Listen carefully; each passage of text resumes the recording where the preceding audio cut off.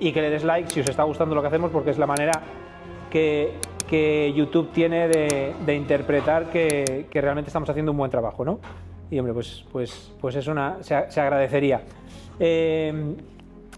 Como siempre quiero empezar antes de la entrevista haciendo una breve reflexión o hablando un poco sobre el mercado cripto, ¿no? O haciendo un guiño al mercado cripto. Y hoy quería hablar un poco del tema de las meme coins, ¿vale? Luego, si queréis, al final de la entrevista os hablaré un poco tenéis que quedaros hasta el final.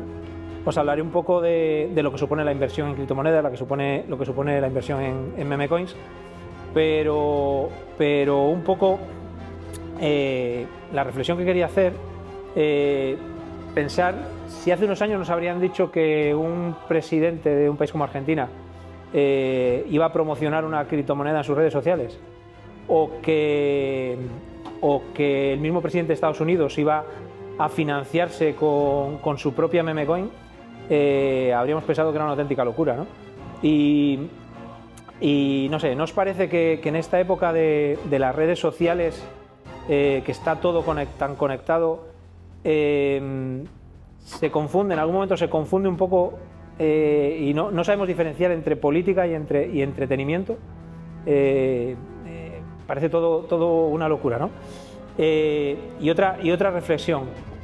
Para dedicarse a la política, ¿hay que ser político realmente? ¿O realmente es más importante saber comunicar, saber conectar con la gente y saber transmitir de una manera clara tus valores y tus ideales? De eso nos hablará el entrevistado de hoy, ¿vale? Hablaremos con él de eso, porque de eso sabe bastante. Hoy nos acompaña alguien que después de marcar una época en el informal, decidió dar un giro a su vida laboral, digamos, dedicándose a la política.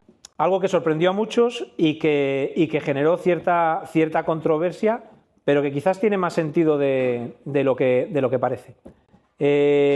Bueno, bienvenido, Félix Uco. Bien hallado. A What's Crypto. La idea es un poco, como hablábamos antes de empezar a grabar, conocer a la persona, ¿vale? Porque todos conocemos al personaje, conocer tu trayectoria porque has tocado muchísimos palos y sobre todo a mí me gusta empezar, sobre todo por el principio del principio, saber el por qué, ¿no? Por qué una persona decide dedicarse a lo que se dedica, ¿no? Por aquí han pasado gente de redes sociales, han pasado gente, empresarios, arquitectos, matemáticos. ¿Por qué en un momento dado decidieron dedicarse a lo que se dedican, ¿no? Entonces, conocer un poco, no sé si hay antecedentes en tu familia, si Félix Uco era así porque era así, antes de dedicarte a la televisión, al espectáculo, al humor, a la comedia. Creo que fuiste profesor. Entonces, bueno, ¿en qué momento das un giro? ¿Y acabo donde acabo? ¿Y acabas donde acabas? Bueno, pues mira, no hay antecedentes familiares. No. Yo nací un 26 de mayo de 1966, voy para los 59 años, que además el 26 de mayo es San Felipe Neri. De esto me enteré hace poco, que San Felipe Neri es el patrón de los cómicos y de los payasos, con lo cual estaba predestinado a acabar siendo político, ¿no? Entonces, no, yo nací en el barrio pesquero, una familia de pescadores, de marineros. Estudié, soy técnico superior en informática de gestión, fui vendedor de coches en la Renault, conduje para las excavadoras, tuve un pub en el Río de la Pila que se llamaba La Habana Vieja y luego fui profesor de informática, que era lo que yo había estudiado, ¿no? Y entonces, el cómo llego al mundo del espectáculo de la televisión es totalmente anecdótico y totalmente azaroso, ¿no? Un día, estando de fiesta, recuerdo La Hora Bruja, que era un pub que había antes en la calle, en el Paseo de Zorrilla, donde está el Terminal Sur, que todavía existe, un amigo de los que andábamos en la cuadrilla me dice: oye, te voy a mandar una carta para que vayas a contar chistes a Genio y Figura, que era el programa donde salió Chiquito de la Calzada, Paz Padilla, esta gente que le presentaba Bertín Osborne cuando fui yo. Bueno, me dije yo, pues vale, pues hazlo. Y me mandó la carta. Y recuerdo que un día de los Santos Inocentes, un 28 de diciembre, creo que era del año 96, estoy en casa solo y me llaman por teléfono y me dicen, mire, llamo de Antena 3. Hostia, Antena 3, Día de los Santos Inocentes, me la están clavando alguno de estos, seguro. Digo, algún amigo mío me está haciendo una 33. Pero como no conocía la voz de esa chica, pues aguanté el tirón y me dijo, bueno, pues mándanos un vídeo VHS. A la gente joven habría que explicar lo que es un vídeo VHS, que no tienen ni idea.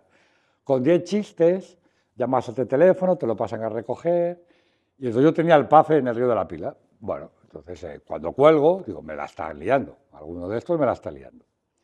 Y cogí, llamé a ese teléfono que me había dado esa chica. Y cuando llamo, me dicen Antena 3, digo, hostia, es verdad. Pues es Antena 3 esto, o sea, a ver cómo lo hago yo.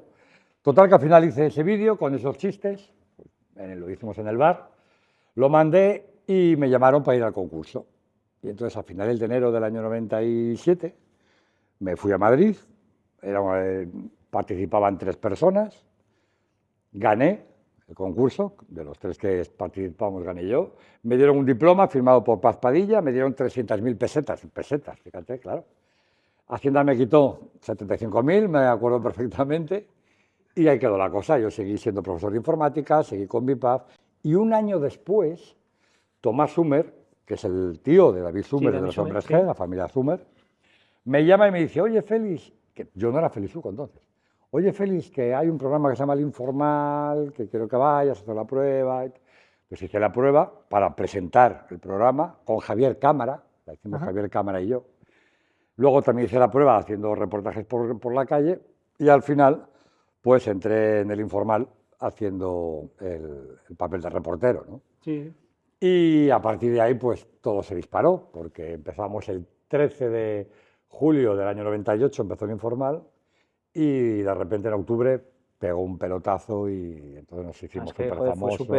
Fue súper... Sí. A ver, es que claro, era un formato diferente, nuevo. Y luego conseguimos algo que es el secreto muchas veces de los éxitos en televisión, ¿no? Que es conseguir que la gente acabe hablando como tú y utilizando los mismos giros y los mismos chascarrillos que nosotros utilizábamos, ¿no? Lo que diga la rubia, ¿qué pasa? Todas aquellas cosas que hacíamos en los doblajes, que hacía sobre todo Flo y Miki, pues bueno, trascendió más allá de la cámara y llegó a la gente y la gente hablaba como nosotros por la calle, ¿no? Entonces fue un pelotazo de fama impresionante, ¿no? Y ahí empezó todo. Claro, lo que pasa es que para que un amigo tuyo decidiese mandar esa carta es porque tú ya eras una persona cómica. Siempre he sido muy alegre, yo ya cantaba con la guitarra por ahí en pubs. No era muy de contar chistes, pero sí de contar historias.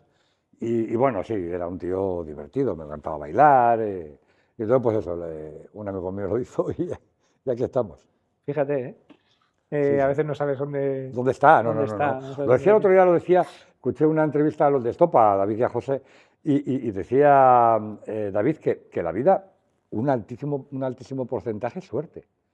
Que tienes que estar en la parada del autobús, que tienes que estar cuando pase el autobús que precisamente te lleva a algún sitio. Eso es. Vale, mira, la música, hay decenas y decenas de grupos fantásticos de música. ¿Por qué unos triunfan y otros no? Bueno, pues porque están en el momento adecuado, tienen el impulso suficiente, tienen la suerte necesaria. Sí.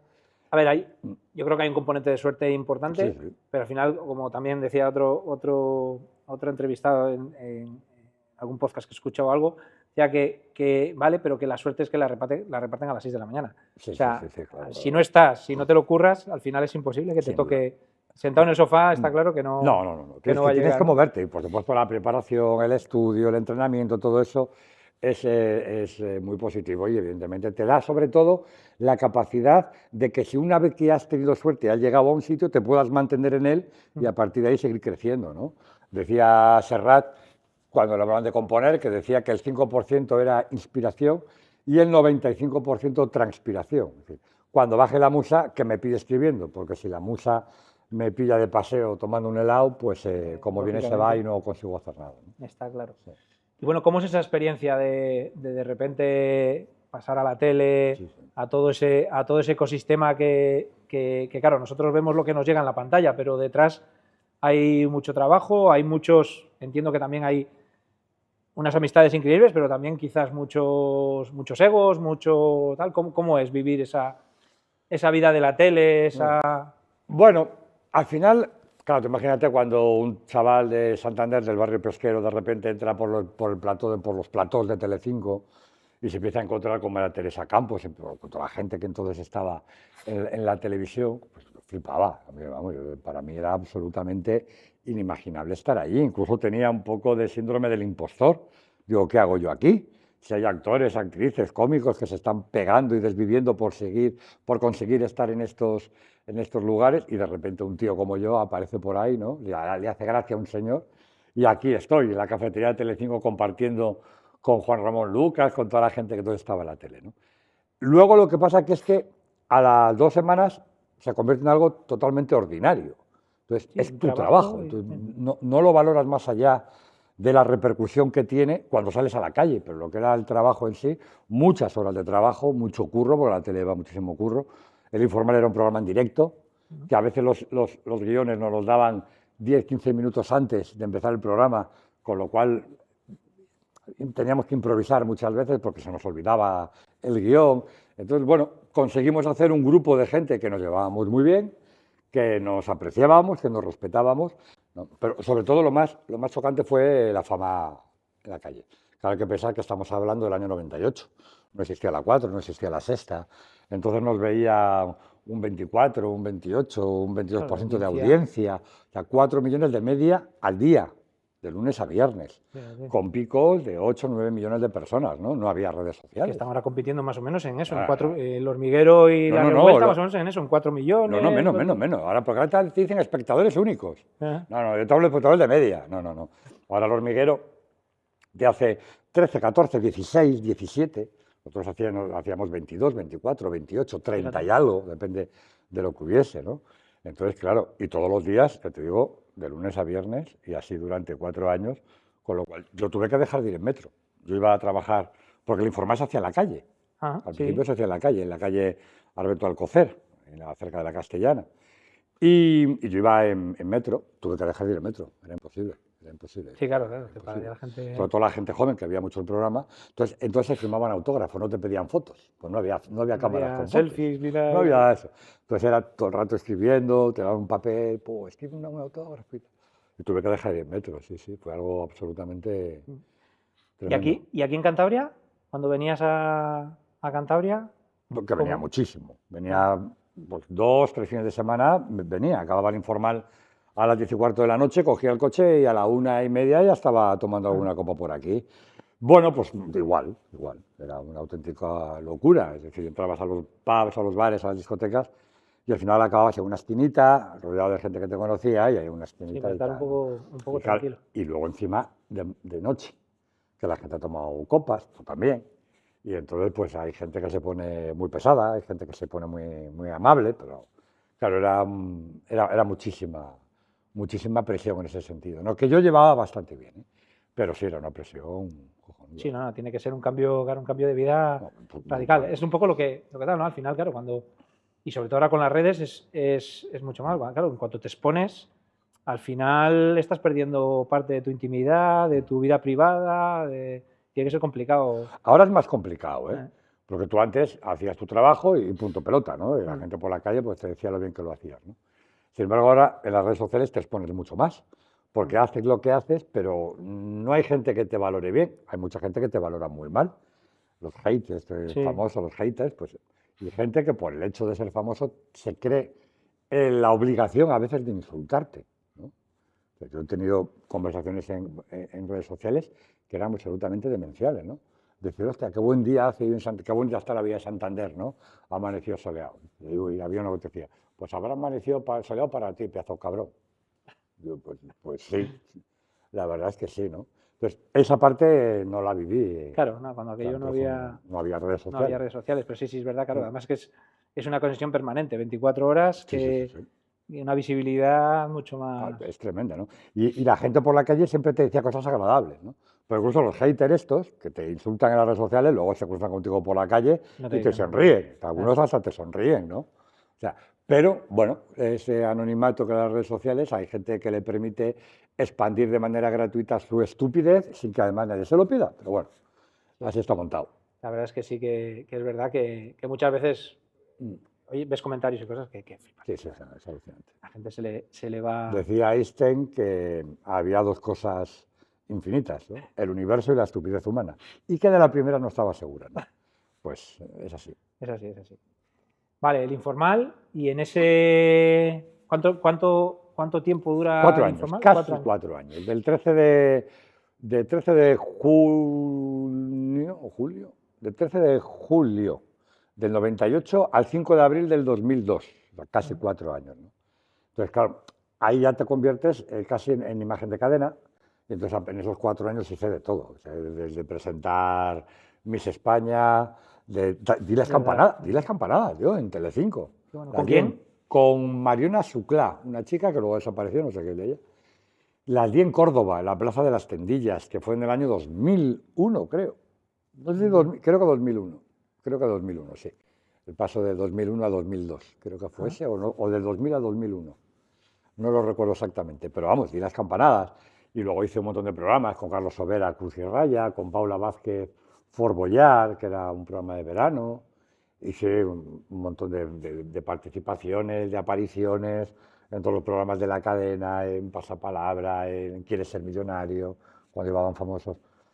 Estuve 8 años metido en el ajo de manera... Eso es, o sea, después del informal... Sí, después del informal vino a tu lado, Ajá. en el magazine que hacía Emma García por las tardes, Sí. que yo era su copresentador, y ahí estuve 4 años. Ahí estuve 4 años y un mes. O sea, estuve 8 años seguido en televisión, sacando esta jeta diariamente, que tiene que ser duro para la sociedad española ver una jeta como la mía continuamente todos los días en televisión, pero fueron 8 años muy, muy intensos de televisión. Sí, claro, claro. Claro, también hay que aprovecharlo, ¿no? Claro. Bueno, es que cuando termina así, la Sí, tele, sí, ¿eh? sí. Además, si vemos ahora, si tú coges la televisión de ahora y coges la televisión de hace 10 años, quedan 4 que se mantienen. A los presentadores de magazine como Ana Rosa, algún presentador así como Manel Fuentes, que hace programas aislados, ¿no? Como Tu cara me suena, pero la televisión va renovando caras, Sí. va renovando gente. La televisión es una picadora de carne también. Estás el tiempo que estás, luego viene otro directivo que apuesta por otra gente más joven. Sí, pero bueno, sí que es verdad que de esa... como de ese nicho de gente, o de esa cocción del informal, Sí. más o menos habéis estado todavía Sí, tiempo ahí. sí, Flo, ahí bueno, todos. Miki Y ha está en salido La gente, Sexta, sí. se mantiene en La Sexta, ahora tiene un programa en la televisión de Aragón. Flo sigue haciendo cosas, ahora creo que va a Tu cara me suena también, ¿sabes? Pero mantenerse en un programa diario así, eso es más complicado. Luego, en el magazine ahí no era quizás tanto humor, ¿no? Bueno, al principio sí, porque estaba con dos humoristas imitadores, con Javi y con Alberto, y el programa al principio era un magazine completo, es decir, tenía crónica negra, crónica social, parte de medicina, un talk show. Un talk show es cuando se sientan a 4 y les preguntan cosas, ¿no? Y vamos a hablar sobre la gente a la que le ponen los cuernos. Y van 4 a contar sus experiencias, para que la gente se ubique un poco. Talk show. Había de todo un poco. Ese programa fue cambiando por la propia energía de la cadena de Telecinco y se fue convirtiendo cada vez más en un programa de corazón y de realities. La casa de tu vida, que no sé si te acordarás o la gente se acordará, que se metían parejas a construir una casa, que estuvo un chico de Reynosa, Sí, es La verdad, Virgen, es verdad. Dani Menaza, aquello fue la bomba, Sí. Gran Hermano. Entonces, ese tipo de programas cada vez iban copando más el magazine, ¿no? Y al final se convirtió en eso, en corazón.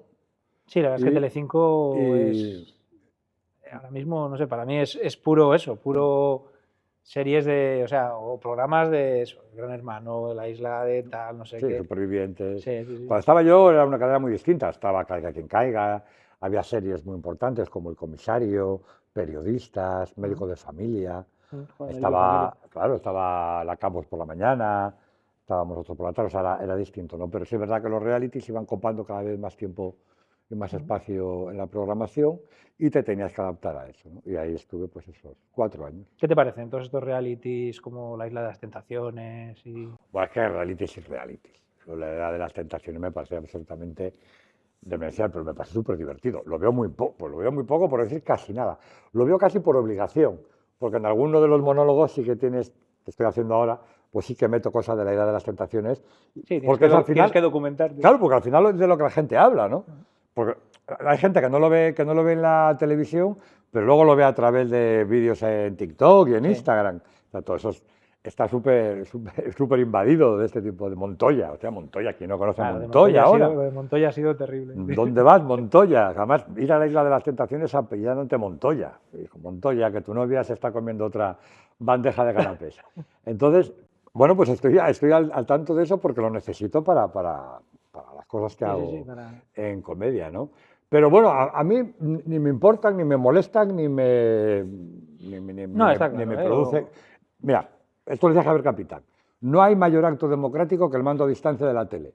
Tú lo tienes en tu casa y tú eres el dueño absoluto de poner una cadena, de poner otra, de apagar la televisión, de encenderla, de irte a Netflix, de lo que te dé la gana. Es un acto súper democrático. ¿Por qué esos programas se hacen? Porque la gente los ve. Sí, no, está claro. La gente los ve. Claro. Si no se vieran, no serían rentables y entonces la cadena haría otras cosas. Ya está. No hay más explicación. Está claro, porque al final Telecinco y Antena 3 y La Sexta son empresas de audiovisuales. Bien, pero empresas. Sí, y al final de año tienen que mirar el balance y tienen que presentar a sus accionistas que hay ganancias, porque si no se van todos a la calle.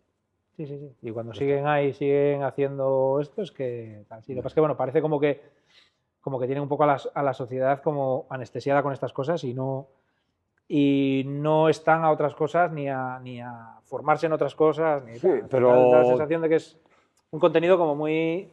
Bueno, de poco valor. Es entretenimiento. Es entretenimiento puro y duro. Es decir, tú ponte a hacer en un programa de prime time en Telecinco o en Antena 3, me da igual, pues un programa más sesudo, más cuajado. Sí, no. Hostia, no, la gente cambia. La gente muchas veces lo que quiere precisamente es ocupar el cerebro de cosas que no le generen ningún tipo de estrés. Entonces, este tipo de programas... Hay otra gente que, sin embargo, ve debates, ve esto, está más metido en el mundo, en la actualidad, en lo que ocurre, en lo que no ocurre. Porque si la Isla de las Tentaciones es un putiferio, el Congreso de los Diputados ahora mismo ni te lo cuento. Hablaremos un poco claro, es que ni te lo cuento. De política porque... Claro. Porque vamos... Te quiero decir que, o sea, tú ves lo que ves. O sea, al final en la Isla de las Tentaciones las cosas que ocurren son banales y veniales, no tienen ninguna trascendencia, no te afectan a tu vida. Claro. Sin embargo, cosas importantes, serias, sesudas, que sí te afectan a tu vida, a tu modo de vida, al futuro de tus hijos, eso, vamos, se ha convertido en un circo. No, bueno, ya no solo el Congreso de los Diputados, es el mundo en general. El mundo en sí. Lo que hablaba un poco en la entrada al podcast, ¿no? Milei promocionando una criptomoneda, el otro creando su propia meme coin, Elon Musk, o sea, al final parece más espectáculo que otra cosa. Pero bueno, hablaremos un poco de política. Vamos a seguir el hilo. A seguir el hilo. Vale, seguimos un poco repasando, porque claro, otra cosa que, ¿no? Porque al final, bueno, empiezas como en el mundo del humor, de la comedia, pero realmente pasas a monólogos, pasas a teatro, pasas a presentador. ¿Te formas para todo esto o va siendo casi que una formación obligada y sobre la marcha? Continua. Es una formación continua obligada. Pero claro, también te empiezas a rodear de gente que sabe muy bien lo que hace, bueno, y de quien no. O sea, Flo era un neófito también. O sea, Flo, la ilusión de Flo era ser conductor de autobuses, como su padre. Y también de manera casi anecdótica entró a la tele y era un genio. Sí. Lo sigue siendo. Es decir, tenía una capacidad, una vis cómica, tenía una caradura impresionante y era súper divertido. Yo era fan de Flo cuando hacía de Crispin Klander en Esta noche cruzamos el Mississippi. Yo sí me quedaba muchas veces hasta muy tarde. Fue también un bombazo aquello. Entonces yo sí me quedaba hasta muy tarde en Mississippi, a veces con mi madre era por ver a Flo. Y de repente llegó un día a Telecinco y voy a trabajar con Flo. Entonces, claro, empiezas a aprender. Y al final, la comedia, claro que tiene sus códigos, claro que tiene su preparación, tiene sus reglas. Hay gente que estudia para hacer estas cosas y se prepara y tal. Pero luego, lo que es la vis cómica, eso muchas veces no te lo da ninguna preparación. ¿No?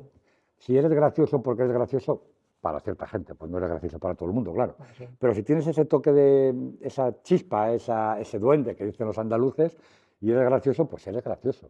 Y luego a partir de ahí, pues eso, claro que te vas curtiendo a base de ver cómo hace la gente. Yo procuraba observar mucho a todos mis compañeros para parasitarles todo lo que ellos hacían bien y procurar adaptarlo a mi forma de hacer las cosas. Bueno, eso es inteligente, ¿no? Al final, si te rodeas de gente que sabe más y que es mejor en cierto aspecto, puedes absorber más cosas que si... Claro. Yo aprendía mucho sobre todo de los guionistas. Me fijaba mucho en los guionistas, cómo escribían, cómo se les ocurría. Es un trabajo guapísimo, ¿eh? A mí es algo que me... Sí. Yo creo que no está tan bien valorado como se debiera, pero yo me fijaba mucho en los guionistas. Sí, yo creo que vamos, ¿qué dirías? ¿Qué porcentaje de peso tiene en un programa, en una serie, el guión y luego la persona? Yo creo que el guión es... Yo creo que el guión estaría al 60% del valor del programa o del sketch, el 60% es el guión, como mínimo, ¿eh? Luego que el actor o el cómico tenga la capacidad de adaptar ese guión para sacarle todo el rendimiento posible, ¿no? Sí. Pero sin una buena idea, sin un buen chiste, tú no puedes ser gracioso, ¿vale? O sea, si no hay chiste, tú no eres gracioso. Si hay chiste, puede ser gracioso o no, depende cómo le cuentes, cómo lo hagas. Pero si no hay chiste, da igual. Da igual, si no hay chiste, si no hay un planteamiento... Sí, una historia o un tal... No hay humor. Sí, improvisar es complicado. Bueno, a ver, también tiene su punto, ¿no? Pero... vale, esos son 8 años. ¿En qué momento dejas? Porque te he oído en una entrevista que quizás ha sido una de las peores decisiones o de las decisiones más difíciles que has tomado, el dejar la televisión y demás para, bueno, pues para dedicarte a tu familia, quizás. ¿En qué momento pasa eso y por qué decides? Bueno, pues es en el año 2004, sí, en el año 2006, en el año 2006, después de haber estado 8 años en televisión todos los días, yo estaba cansado, realmente cansado porque es un mundo muy estresante, requiere de toda tu energía, dedicarle un montón de tiempo, eran muchos viajes para acá, muchos viajes para allá. Yo además nunca perdí el contacto con Santander, con lo cual yo vivía en Madrid con mi hija y con mi mujer y cada 2 por 3 venía a Santander. Claro, después de estar 8 años con este trasiego, ¿no? Pues decidí dejar la televisión. Y digo dejar porque yo tenía contrato en vigor en A Tu Lado, o sea, yo podía haber seguido trabajando en A Tu Lado como copresentador, ¿no? Y eso, que yo recuerde, pues, lo hemos debido hacer un par de personas. Ángel Martín, que se fue también creo que de la tele con contrato en vigor, y yo, ¿no? Y entonces utilicé a mi hija, que entonces tenía pues, un par de añitos ya, año y pico, para volver a Santander. Es decir, dejar Madrid, volver a Santander y desde Santander pues dedicarme pues, a hacer bolos, a hacer teatro, a hacer monólogos, a hacer apariciones esporádicas en televisión. Y me vine. Y bueno, y sí, con el tiempo reconozco que no fue una buena idea, que fue una mala idea. Sí, porque igual desconectas, ¿no? De ese... Sí, no, y ¿sabes qué pasa? Mira, que cuando tú estás en tu ciudad, tú avanzas y evolucionas con tu ciudad y con tus amigos y con tu familia. Cuando tú te vas y vuelves, crees que vas a encontrar todo como lo dejaste cuando te fuiste.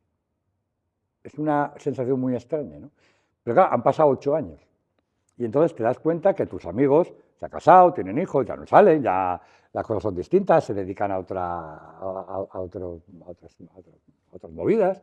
Y entonces te sientes como un poquito fuera de lugar.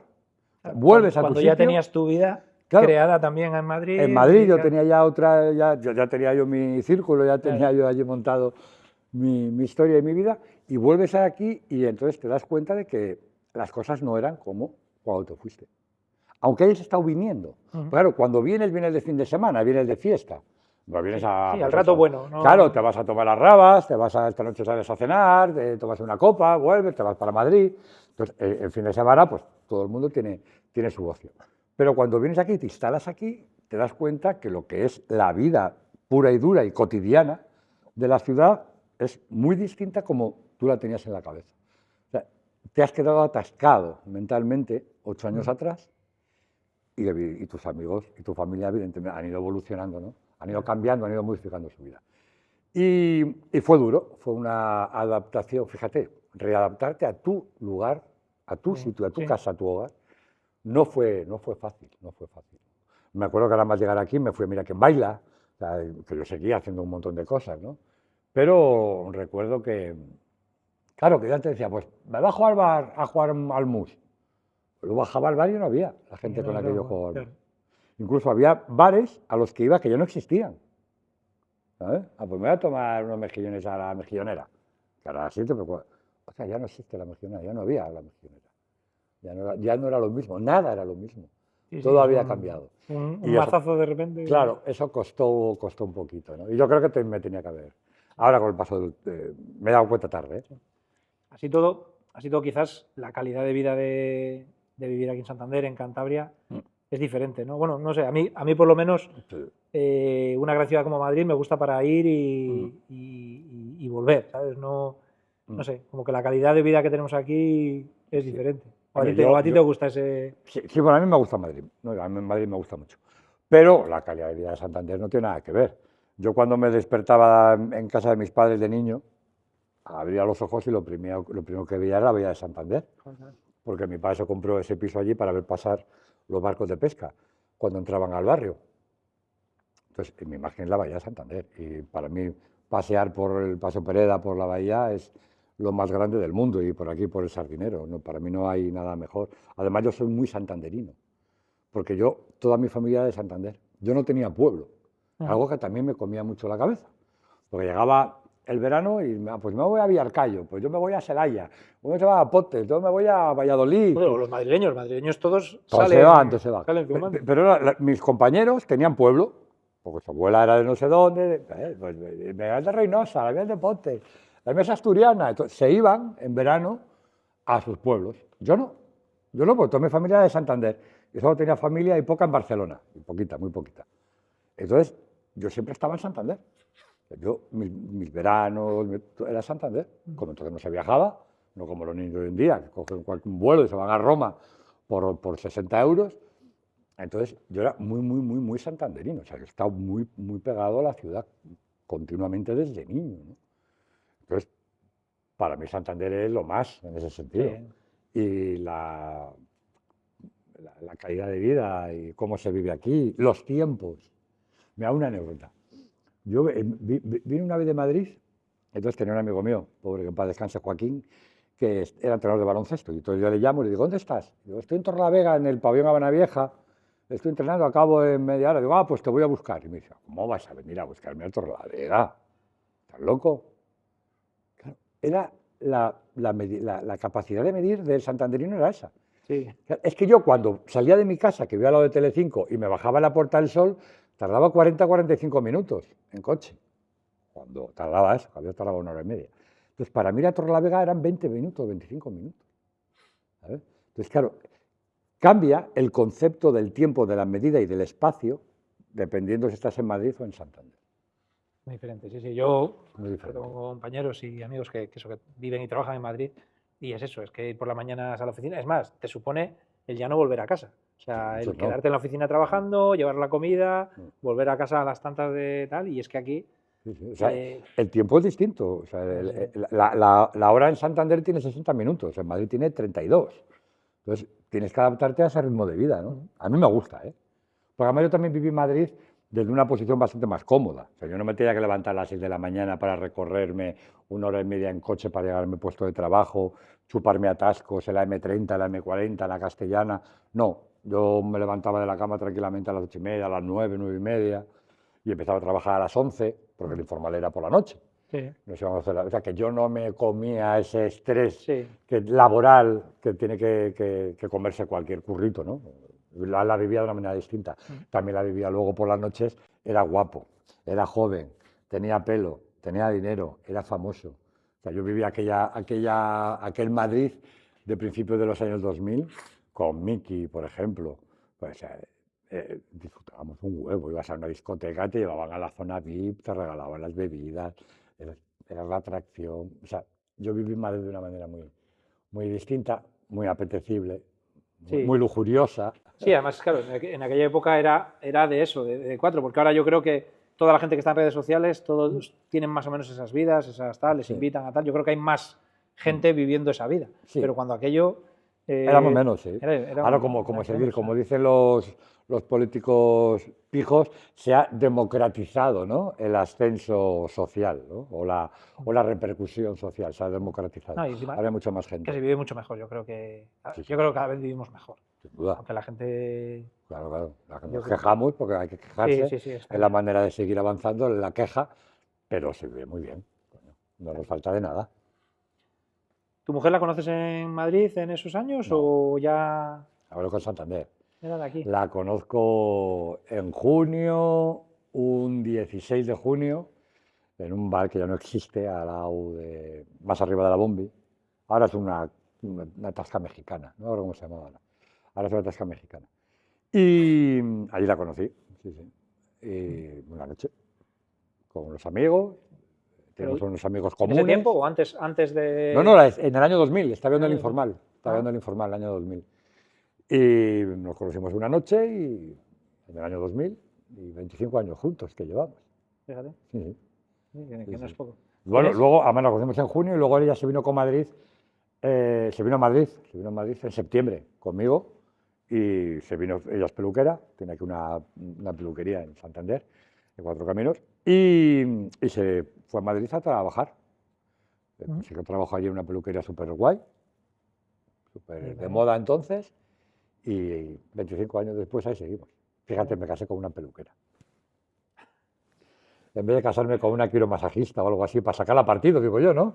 Pues me casé con una peluquera. Bueno, pero... Paradoja de también mi vida. hay que... lleva su... Sí, no, su cuidado, la barba también. No, la barba, porque tengo complejo de bovino. Yo voy a la peluquería y me trasquilan como las ovejas, sin ningún pudor, ¿sabes? Qué bueno. ¿Tienes una hija o no? Tengo dos. Tengo Carla, que es de un matrimonio primero, que es profesora en la Universidad del Atlántico, es doctora en neurociencia, mi hija mayor, Carla. Qué bueno. Y luego tengo a Dani, que es la pequeña, con 20 años, que está estudiando en Madrid en la Carlos III, está estudiando Derecho, y que ahora somos compañeros de piso. Yo estoy en Madrid también, somos compañeros de piso. Qué bueno. Vale, ¿te vienes a Santander? Sí. No, ¿sigues haciendo bolos y tal? ¿Durante cuánto tiempo más o menos? Bueno, eso ha seguido siempre, ¿no? Eso siguió siempre. Yo me vengo en el 2006 y no paré nunca de trabajar, o sea, nunca. Yo no sé lo que era estar inactivo, porque fue empezar con Mira quién baila. O sea, yo llego a Santander en junio, sí, eso, miento, el 1 de julio, se acabó el 30 de junio en televisión, el 1 de julio vengo a Santander y en septiembre empieza Mira quién baila. Acabo Mira quién baila en diciembre, poco antes de Navidad, y en enero me llama José Mayuste porque hacía una obra con Flo, que se llamaba Una pareja de miedo, que era súper divertidísima. Que era como sí, esa te he visto, que os llevaron, joder, habéis estado en El Hormiguero presentándolo. Sí. El Hormiguero hemos estado 2 o 3 veces. Entonces, lo hacía José y Flo, y era súper divertida, era de terror, no, descojono, pero era de terror. Y Flo lo deja, y Flo le dice, mira, pues llama a Felizujo porque yo creo que este papel le vendría bien a él. Y Josema me llama un día, que yo flipo también, estoy en casa de mi madre, en el balcón, viendo la bahía, sentado allí, y suena el teléfono, no lo tenía, yo sí. Hola, Félix. Digo, sí, soy José Mayuste. Digo, hostia, ¿tú eres de Martes y 13? Yo había coincidido con él en alguna presentación. Mítico. Digo, sí, claro, de Martes y 13. Digo, hostia. Y me cuenta, pues mira, quiero que bajes para ver si puedes hacer este papel conmigo y tal. Y cuando cuelgo voy de mi madre, digo, mamá, me ha llamado José Mayuste, tío, de Martes y 13. Y entonces me voy a hacer teatro con él. Entonces, empalmo desde 2007 hasta 2016 haciendo obras de teatro con José Mayuste, además de apariciones en televisión, monólogos por aquí, monólogos por allá, pero continuo. Hicimos Una pareja de miedo, luego hicimos La cena de los idiotas, 6 años. Luego lo haremos porque has vuelto otra vez claro, la dejamos porque nos aburríamos, porque seguíamos llenando y llenando donde íbamos. Hacíamos de septiembre a febrero, marzo en Madrid y de marzo hasta agosto de gira. Entonces, así estuvimos. Y luego hicimos otra obra, la última que hice con él, que se llamaba Taxi. Que esa obra la estrenamos en el año 2015 con Pedro Reyes. La estrenamos en Málaga. Hicimos 4 semanas en Málaga. era el estreno. Entonces, las 2 primeras semanas la hizo Pedro Reyes. Y cuando acabamos la segunda semana, el martes, pues me llama José por teléfono y me dice que Pedro ha muerto de un infarto durmiendo. Sí, sí, el hombre se fue a la cama y le dio un infarto durmiendo y ya no volvió. Y tuvimos que parar, evidentemente, la obra, ¿no? Fue un flash acojonante, además, fíjate, cuando estaba Pedro Reyes. Yo lo veía en la bola de cristal, o sea, que era también un referente para mí, con Pablo Carbonell y esa.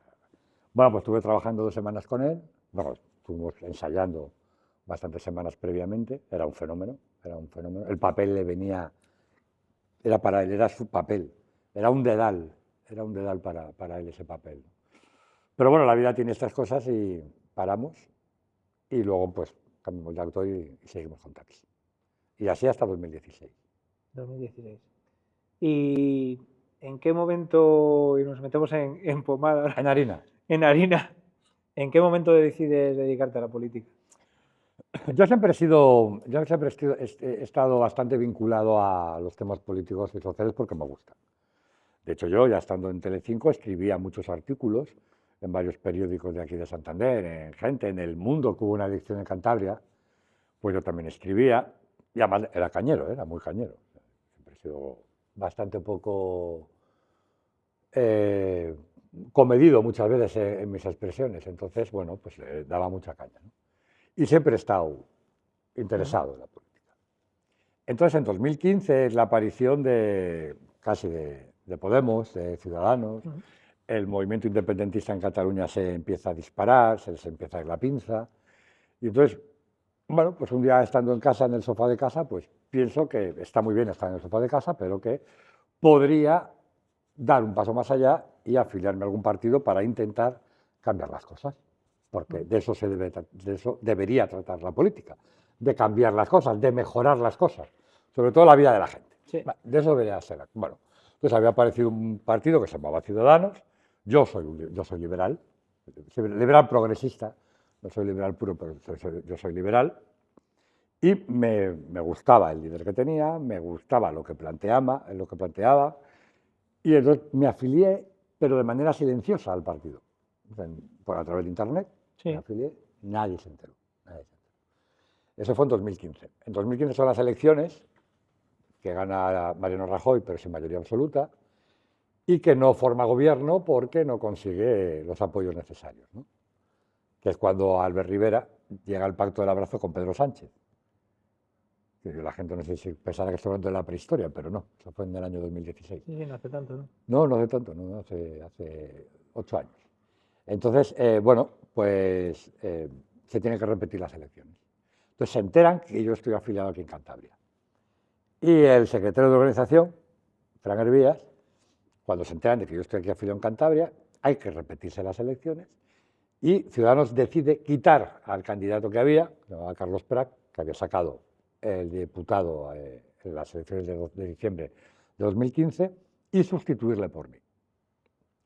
Y un buen día, me acuerdo que quedamos a cenar en el Casa Silvio, que es de mis primos, que tampoco existe, en la calle Tetuán, para mí uno de los mejores restaurantes de pescado y marisco que ha habido en Santander.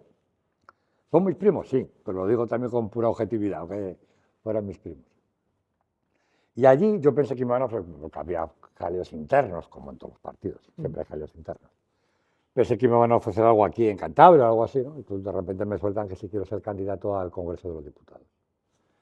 Me quedó pues muy flaseado porque ni lo vi venir.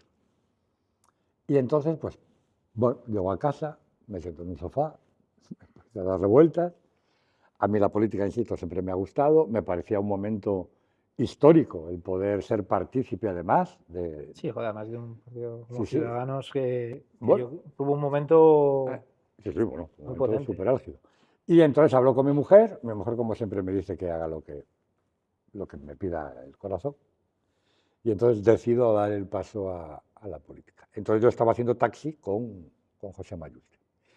Eso te digo lo de que estaba haciendo Taxi, porque como hay mucho imbécil, infinitos, cuando yo se anuncia mi candidatura al Congreso por Cantabria, por Ciudadanos, pues había gente que decía que está muerto de hambre, como ya no le contratan en ningún sitio y no sé qué, ahora se mete en política para chupar y tal, y no sé qué. Pues yo decido ir a la política y además lo hago perdiendo dinero, porque yo ganaba más pasta cuando trabajaba con José Mayuste y me hacía mis pasapalabras y me iba a un programa aquí y hacía mi bolos allá. Ganaba bastante más pasta que la que luego ganaba como político, ¿no? Entonces yo evidentemente no salía a desmentir a esas gilipollas porque no me merece la pena. No, tendría que estar todo el día desmintiendo estupideces y mentiras que se contaban de una manera además con una ligereza asombrosa, ¿no? Entonces yo llego a la política así de esa manera, me lo ofrecen y digo, venga, vamos. Y venga, vamos, y fuimos. Y fuimos, ¿eh? Y fuimos. O sea, como ves, muchas veces mi vida ha sido, o los giros de mi vida han sido productos muchas veces del azar. Del azar, pero bueno, pero lo que tú dices, pero estar ahí, porque ya te preocupaba, Sí, sí. de tal, y Sí, al ¿verdad? final es estar. Me O sea, preocupaba y estaba ahí, ¿no? Pero nada, me lo dice. Y el 26 de junio de 2016 consigo el escaño para ser diputado por Cantabria en Cortes Generales. ¿Y qué tal? ¿Qué pensabas desde fuera que luego desde dentro te cambia completamente el concepto? ¿O no? Bueno, primero fue también una experiencia tremenda. O sea, tú la primera vez que entras en el Tiene que Congreso ser un de los aprendizaje Diputados, también que tiene que también ser un aprendizaje de la sí, hostia. un aprendizaje y otra vez el síndrome del impostor. ¿Qué hago yo aquí? ¿Qué hago yo aquí? Tú pensando, ¿no? Aquí que hay gente preparada, súper preparada y tal. Luego desgraciadamente para el país te das cuenta de que estaba por encima de la media en preparación.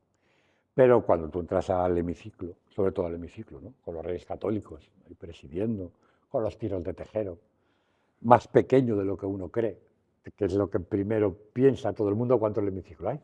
Pues parece más pequeño la tele parecía más grande, ¿no? La tele todo parece más grande. Cuando te sientas en tu escaño, con esa pantalla de televisión, que pone excelentísimo señor don Félix Álvarez Palleiro, escaño 2614, ¿no? Bueno, aquello fue también un golpe emocional terrible, o sea, no se me olvidará jamás, ¿no? Y la experiencia en el Congreso fue maravillosa. También hay que decir que yo era el portavoz de Ciudadanos de Cultura, o sea, que yo me dedicaba a la cultura, con lo cual yo sabía de lo que hablaba y tenía muchos conocimientos en cuanto a cómo funcionaba la cultura y la política cultural, cómo funcionaba, en eso tenía conocimientos, con lo cual me dedicaba a lo mío. Y fue una experiencia absolutamente maravillosa, o sea, maravillosa. Pero maravillosa porque en esa Comisión de Cultura conseguimos reunirnos un grupo de gente, hablo de Eduardo Maura de Podemos, de José Andrés Torres Mora del PSOE, de Emilio del Río del PP, de Guillermo Díaz de Ciudadanos, que nos hicimos, yo diría que amigos, y todos trabajamos por un bien común, que era mejorar la cultura. Es que tendría que ser así. Es que tendría que ser así. Entonces, mi experiencia en el Congreso fue esa. Mi experiencia en el Congreso fue un grupo de gente de distintos partidos políticos que apartan sus diferencias ideológicas para centrarse en mejorar la vida, en este caso, del mundo, de los actores, de las actrices, del mundo de la cultura en general y de los trabajadores de la cultura en general. Y sacamos adelante el Estatuto del Artista, que era una aspiración que tenía el mundo de la cultura desde hacía muchos años. Sacamos ese Estatuto del Artista y le aprobamos por unanimidad en el Congreso de los Diputados. En un pleno del Congreso se votó y cuando tú miras el panel de votación y ves todo verde, dices, esto no es normal, ¿no? Entonces, por eso mi experiencia allí fue maravillosa, maravillosa. Luego me voy a Cantabria. Entonces, al venir a Cantabria me hago el líder del partido, o el presidente, que tuvo varios nombres, coordinador, presidente de Ciudadanos Cantabria, ¿no? Entonces, a mí hay una parte de la política que no soporto, que es la política orgánica, que es la política interna de los partidos. Esa no la soporto, o sea, no. O sea, la gente que está dentro de los partidos, con sus vanidades, con sus envidias, con sus aspiraciones, algunas legítimas, algunas no, con las puñaladas traperas, con las... No, yo como la política la entiendo como un trabajo en equipo y en común para empujar hacia adelante todos, yo eso no lo entendía. Y ya luego aquí en Cantabria, como nos conocemos todos, cuanto más pequeño es el campo de batalla, más sangrientas son las luchas. Cuando vine aquí empecé a pasarlo realmente mal. Aquí lo empecé a pasar ¿Llegaste a estar allí 4 años en el Congreso? 3 años y pico. Fue la moción de censura de Pedro Sánchez y luego en el 2019, en febrero, se disuelven las cámaras, las Cortes Generales, convoca elecciones Pedro Sánchez entonces ya me vengo a las elecciones autonómicas de aquí, ¿no? A ser líder del partido. Ya te digo, aquí fue bastante desagradable, muy desagradable. Muy desagradable. Sí, a ver, es que yo creo que debería de haber, pues eso, ¿no? Joder, al final lo que tú dices, ser un equipo y luego que la gente que vaya escalando en los partidos sea por méritos propios y porque hacen las cosas bien, no porque soy yo y... Tengo anécdotas absolutamente alucinantes. O sea, imagínate cuál era mi percepción de la política, que nosotros gobernábamos en el Ayuntamiento de Santander con Ceruti. Y nosotros creo que debimos nombrar, no recuerdo si 7, 8 directores generales. Pues de esos 7, 8 directores generales, solo 2 eran de Ciudadanos. El resto eran independientes que escogimos porque pensábamos que eran las personas ideales para llevar esas direcciones generales. O sea, hasta ese punto, hasta el punto de que la directora general de Cultura del Ayuntamiento de Santander, que dependía de Ciudadanos, fue Guillermina, que ahora es la consejera, bueno, ahora la directora general de Cultura del PP. O sea, era del PP. Y nosotros la pusimos, no sabíamos que era del PP, pero la pusimos ahí porque pensábamos que era la persona ideal. Cuando la pusimos ahí no la pedimos ni de qué partido era, ni del horóscopo, ni la afiliación a la seguridad social, no. Pensábamos que era la persona idónea y por eso la pusimos. Claro, eso dentro del partido generaba muchísima polémica, porque había gente, a mí uno me llegó a decir, es que el director general de deportes tenías que haber puesto a este, y este que sabe de deportes. Pues ganó una vez un torneo de ajedrez, con 2 cojones, esa era la explicación que me dieron. Es que este tío ha jugado un torneo de ajedrez y ha ganado, puede ser director general de deportes del Ayuntamiento de Santander. Digo, estáis todos mamados. Digo, pero ¿cómo va a ser este tío? Sí, pero claro, yo creo que esa es la tónica general, ¿no? Al final Sí. ves gente que no está preparada para... Sí, da igual. Tal, en puestos que no Porque sabe te hablo- nada o que... Claro, porque una cosa es hacer política, que es distinto, y otra cosa es la parte ejecutiva, de cuando gobiernas. O sea, tú no puedes poner a gestionar el Hospital de Valdecilla a alguien que no conozca cómo funciona un hospital y cómo es la política sanitaria, en este caso, de una comunidad autónoma. Y cómo funciona, cómo se gestiona, cómo está estructurado el hospital. Es que a mí no se me ocurriría. No, está claro. Bueno, Está. que ya te cosa es diferente a ser diputado, porque bueno, ahí lo que haces es poner unos planteamientos ideológicos y programáticos, bueno, eso es distinto, ¿no? Pero claro, gobernar o gestionar es otro cantar. Es diferente. Mm. ¿Cómo vives? Bueno, a ver, quiero repasar un poco más tu paso por la política, pero ¿cómo vives la salida de Albert Rivera? Mal, porque fue un momento muy complicado para nosotros. Habíamos conseguido 57 diputados. Es que la política, ¿sabes qué pasa? Que cuando enfocamos la política en los políticos, yo creo que nos equivocamos. O sea, te quiero decir, mira. Claro, lo que pasa es que al final... Sí, la política la hacen los políticos. Al final Ciudadanos... Sí, pero... Era Rivera. Sí, claro, por supuesto, era muy presidencialista, ¿no? Aunque teníamos luego a Inés, que era una fenómeno que tenía mucho tirón y que consiguió algo histórico, como fue ganar las elecciones en Cataluña, que fue algo histórico, ¿no? Pero, te quiero decir, la política somos todos, incluso los que no participan. Todos tomamos opciones políticas. No, yo es que yo paso y me abstengo. Bien, esa es una opción. Esa es una opción que tú tomas. No, es que yo soy de izquierda, vale, es una opción. Yo soy no sé qué, vale, es otra opción. Entonces, la política que tenemos en este país es exactamente la política que nos merecemos los españoles porque es lo que hemos votado.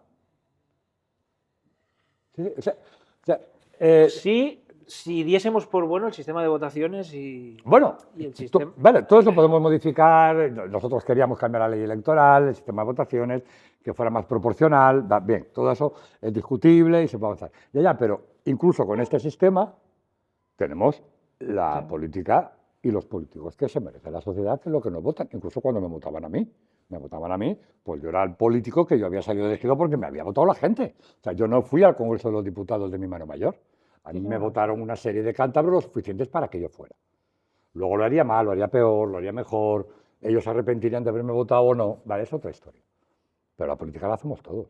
Sí, no, está... Aunque sea, no es que cada 4 años voto y ya no vuelvo a hacer más. Bien, vale, pues esa es tu participación. Asúmela, ¿no? Entonces, Te digo eso porque mucha gente decía, es que los políticos son unos canallas porque van a lo suyo, en vez de intentar negociar y llegar a acuerdos y trabajar por el bien común, van a lo suyo. Vale, luego yo estoy en un partido, o luego yo personalmente llego a acuerdos, como cuando firmé, por ejemplo, los presupuestos con Revilla en el año de la pandemia, y me dieron una sarta de hostias, porque había llegado a un acuerdo con otro partido político. Ah, bueno, claro, pero es que no. Siempre vas a tener críticas, Sí, da igual sí, lo que sí. hagas. Si Haga no lo que llegas a hagas. acuerdos y si llegas, o sea, eso... Sí, pero esto es algo que la gente hace mucho en la calle. No, los partidos, los políticos lo que tienen que hacer es llegar a acuerdos por mejorar la vida de todos. Y cuando llegan a acuerdos, se han vendido, son unos chaqueteros. Oiga, no, llega a un acuerdo porque creía que era bueno para el conjunto de la sociedad. O sea, por un lado, pero si pedimos políticos... muchas veces no saben ni al acuerdo que has llegado. No, muchas veces casi Porque nunca. no lo leen, o sea, Casi nadie lo nunca. lee, nadie sabe... Entonces, muchas veces pedimos a los políticos esa capacidad de negociación y de acuerdo y por otro lado, somos cada vez más sectarios y estamos metidos cada vez más en nuestras propias trincheras y cada vez despreciamos más lo que piensa el otro. O sea, esta dicotomía hace que la política sea lo que es, amparado por el apoyo de los ciudadanos, de todos los ciudadanos de este país. Entonces, por eso, yo de la política ahí me di cuenta de esa dicotomía, ¿no? que no funciona, que no funciona. Nada, es que es Es muy complicado. complejo, es muy complejo. Es que habría que cambiar, No, yo creo, el sistema por completo para que funcionase. Yo es creo muy que... complicado. Pero yo se lo digo a la gente. Tú bajas a la reunión de escalera, que sois 14 vecinos, y os leáis aguantazos para ver si se pinta la escalera de un color u otro. ¿Tú sabes lo que es tomar decisiones para casi 50 millones de personas? Es complicado. Lo que te dices un poco de las votaciones, ¿no? Que dices, a ver, es lo que hemos votado, claro. O sea, yo he ido a reuniones de escalera donde estaba la administradora de fincas que llevaba la tal, varios vecinos estaban contando todo lo que había hecho, que nos había robado a expuertas, acuerdos con proveedores, Sí. historias, tal, y todavía sacó un 40 y pico % de los votos del resto de los vecinos. Digo, ¿no estáis escuchando lo mismo que yo? No. O sea, y la tía no lo está negando, además. O sea, No, da igual. por eso tú dices, claro, al final, Da igual. si las votaciones, dices, es que hay muchos casos que dices, pero todavía cómo pueden estar votando esto, si, Claro. si esto es infumable. ¿Eh? Es infumable, pero está pasando. Pero sigue saliendo. Está pasando. ¿Eh? O sea, hay políticos, por ejemplo, el señor Pedro Sánchez, que te está diciendo que tú vas vestido de negro y luego te dice que vas de rojo. Y tú sigues vestido de negro. Y dices, no, oiga, yo no me he cambiado, yo sigo vestido igual. No, vas de rojo ahora. Y te miente a la puta cara y luego se presenta y hay gente que le vota. Mira, yo cuando hacíamos la formación en el partido, en Ciudadanos, me acuerdo que había un tío que nos decía que había tres votos. Decía, está el voto de pertenencia. Que yo voto al PSOE o al PP porque soy del PSOE o del PP. Da igual lo que hagan, que es lo que decía Trump. Yo voy a la Quinta Avenida, me pongo a disparar negros y me vota más o menos el mismo número de gente. Pues aquí pasa igual. El PSOE y el PP tienen un suelo del que no bajan, ¿vale? Un suelo mínimo de 5, 6 millones de personas que nunca les votan menos. Da igual lo que hagan. Y a partir de ahí para arriba, ¿no? Entonces, ese es el voto de pertenencia. Luego, el voto de emotivo, que es que voto a Albert porque es guapo, o a Inés porque es guapa, Sí, o voto a este habla, porque es simpático, me traslada buen rollo. Pues me parece majo, tío. Le voto. Y luego está el voto interesado, que es el voto. Mira, soy autónomo, voy a votar a un partido del centro-centro-derecha porque va a apoyar un poco más a los autónomos. Pues yo voy a votar a la izquierda, vale. Pero el voto interesado, o sea, el voto de la cabeza, el voto objetivo, es el menos cuantitativo. O sea, la mayor parte de la gente vota por pertenencia o por emotividad. Y solo muy poca gente vota por una cuestión de interés propio. Sí, más estratégico o más inteligente. Vamos. Y eso es lo que había. Y esa es entonces, el sistema que apliques tiene que pensar muy bien en que al final la gente va a votar así. La gente... Otra cosa que yo hacía en política, cuando yo estás metido en esa pecera, porque es una pecera, que parece que todo lo que ocurre ahí es algo que afecta a la gente una barbaridad y que todo el mundo está pendiente de lo que ocurre ahí, bien, acabas de perder el contacto con la realidad, porque luego sales a la calle y el 92% de la gente no tiene ni idea de la ley que has aprobado, de la que no has aprobado, de las iniciativas que has llevado al Parlamento o que no has llevado, de lo que has defendido. El 90 y pico Solo por sabes ciento. los inputs que te llegan, que normalmente están manipulados y están... Claro, tal. O sea, te depende, llega el trocito para que pienses lo que quiere que pienses el que ha manipulado ese corte. Bueno, ¿qué hacía? Pues me iba, por ejemplo, a la peluquería de mi mujer, o quedaba con mis colegas y les hablaba y les preguntaba, oye, ¿qué os parece que esto que ha hecho la consejera de Sanidad? ¿Eh? No sabían quién era. No, el 90 y tanto por ciento no sabía quién era la consejera o el consejero de Sanidad de turno. Yo decía, ¿qué hago yo aquí? Digo, me estoy peleando. Nunca he trabajado tanto como siendo político. Jamás en la vida. Horas, fines de semana. No me iba de vacaciones, si me iba 4 días y siempre con el teléfono en la mano. Fue muy estresante, ¿no? Y yo pensaba que la política era el juntarse distintos para intentar mejorar la vida de la gente. No, luego de estar en política te das cuenta que el primer objetivo es conseguir el poder. Y para conseguir el poder tienes que decir lo que haya que decir e intentar camelar a los tuyos y que sean lo suficientes para que te den esa Y muchas capacidad. veces he hecho en falta eso, ¿no? Creo que no hay nadie con suficientes huevos para decir lo que piensa, hacer lo que piensa y que pase lo que tenga que pasar y la gente, pues, no va a haber nadie nunca que Eso lo haga decía eso. Draghi. Draghi decía que todos sabemos lo que hay que hacer. Lo que pasa que todos sabemos que si lo hacemos en las siguientes elecciones no nos votan. Está claro. Vamos a repasar distintos políticos porque tengo uno que creo... Albert, bueno, terminamos con Albert y luego, claro, y luego no me te quiero pregunto escapar, un poco por ciertos políticos. Sí. No, lo de Albert fue eso. Albert llega a las elecciones de abril con una promesa, que es con Sánchez no voy ni a Rolex, ni a Setas ni a Rolex. Dijo que con Sánchez no. Sí, eso fue controvertido, ¿no? Que la gente muchas veces decía, joder, yo creo que tendrías que haber dado ese paso y habría sido mejor para... Pero es que Albert le había calado. O sea, Albert había calado a un político sin escrúpulos capaz de hacer cualquier cosa por conseguir el poder, más allá de lo que le interese o no a los españoles. Entonces, Albert lo había calado y dijo, yo con este tío no voy a ningún lado. Vale, con esa promesa vamos a las elecciones y conseguimos 57 diputados. Bien. No sabemos cuántos hubiéramos conseguido sin esa promesa, a lo mejor más. Pero bueno, 56 diputados era una barbaridad. Que sumados a lo del PSOE daban 180. Mayoría más que absoluta para poder gobernar ese país. Aquí hay dos condicionantes. Primero, Albert había prometido que con Sánchez no. Y Albert es un tío que cumple su palabra. Es como tiene que ser un político. Ya, bueno. Pero es que aquí a la gente parece que otra cosa, que los políticos mienten todos y cuando hay uno que no miente y cumple su palabra, nos la cargamos en la plaza del pueblo, ¿vale? O sea que yo creo que el ciudadano también asuma su responsabilidad. Y luego había otra cuestión. Cuando son las elecciones, gana el PSOE, en Ferraz la gente gritaba con Rivera no, y Sánchez dijo con Rivera no.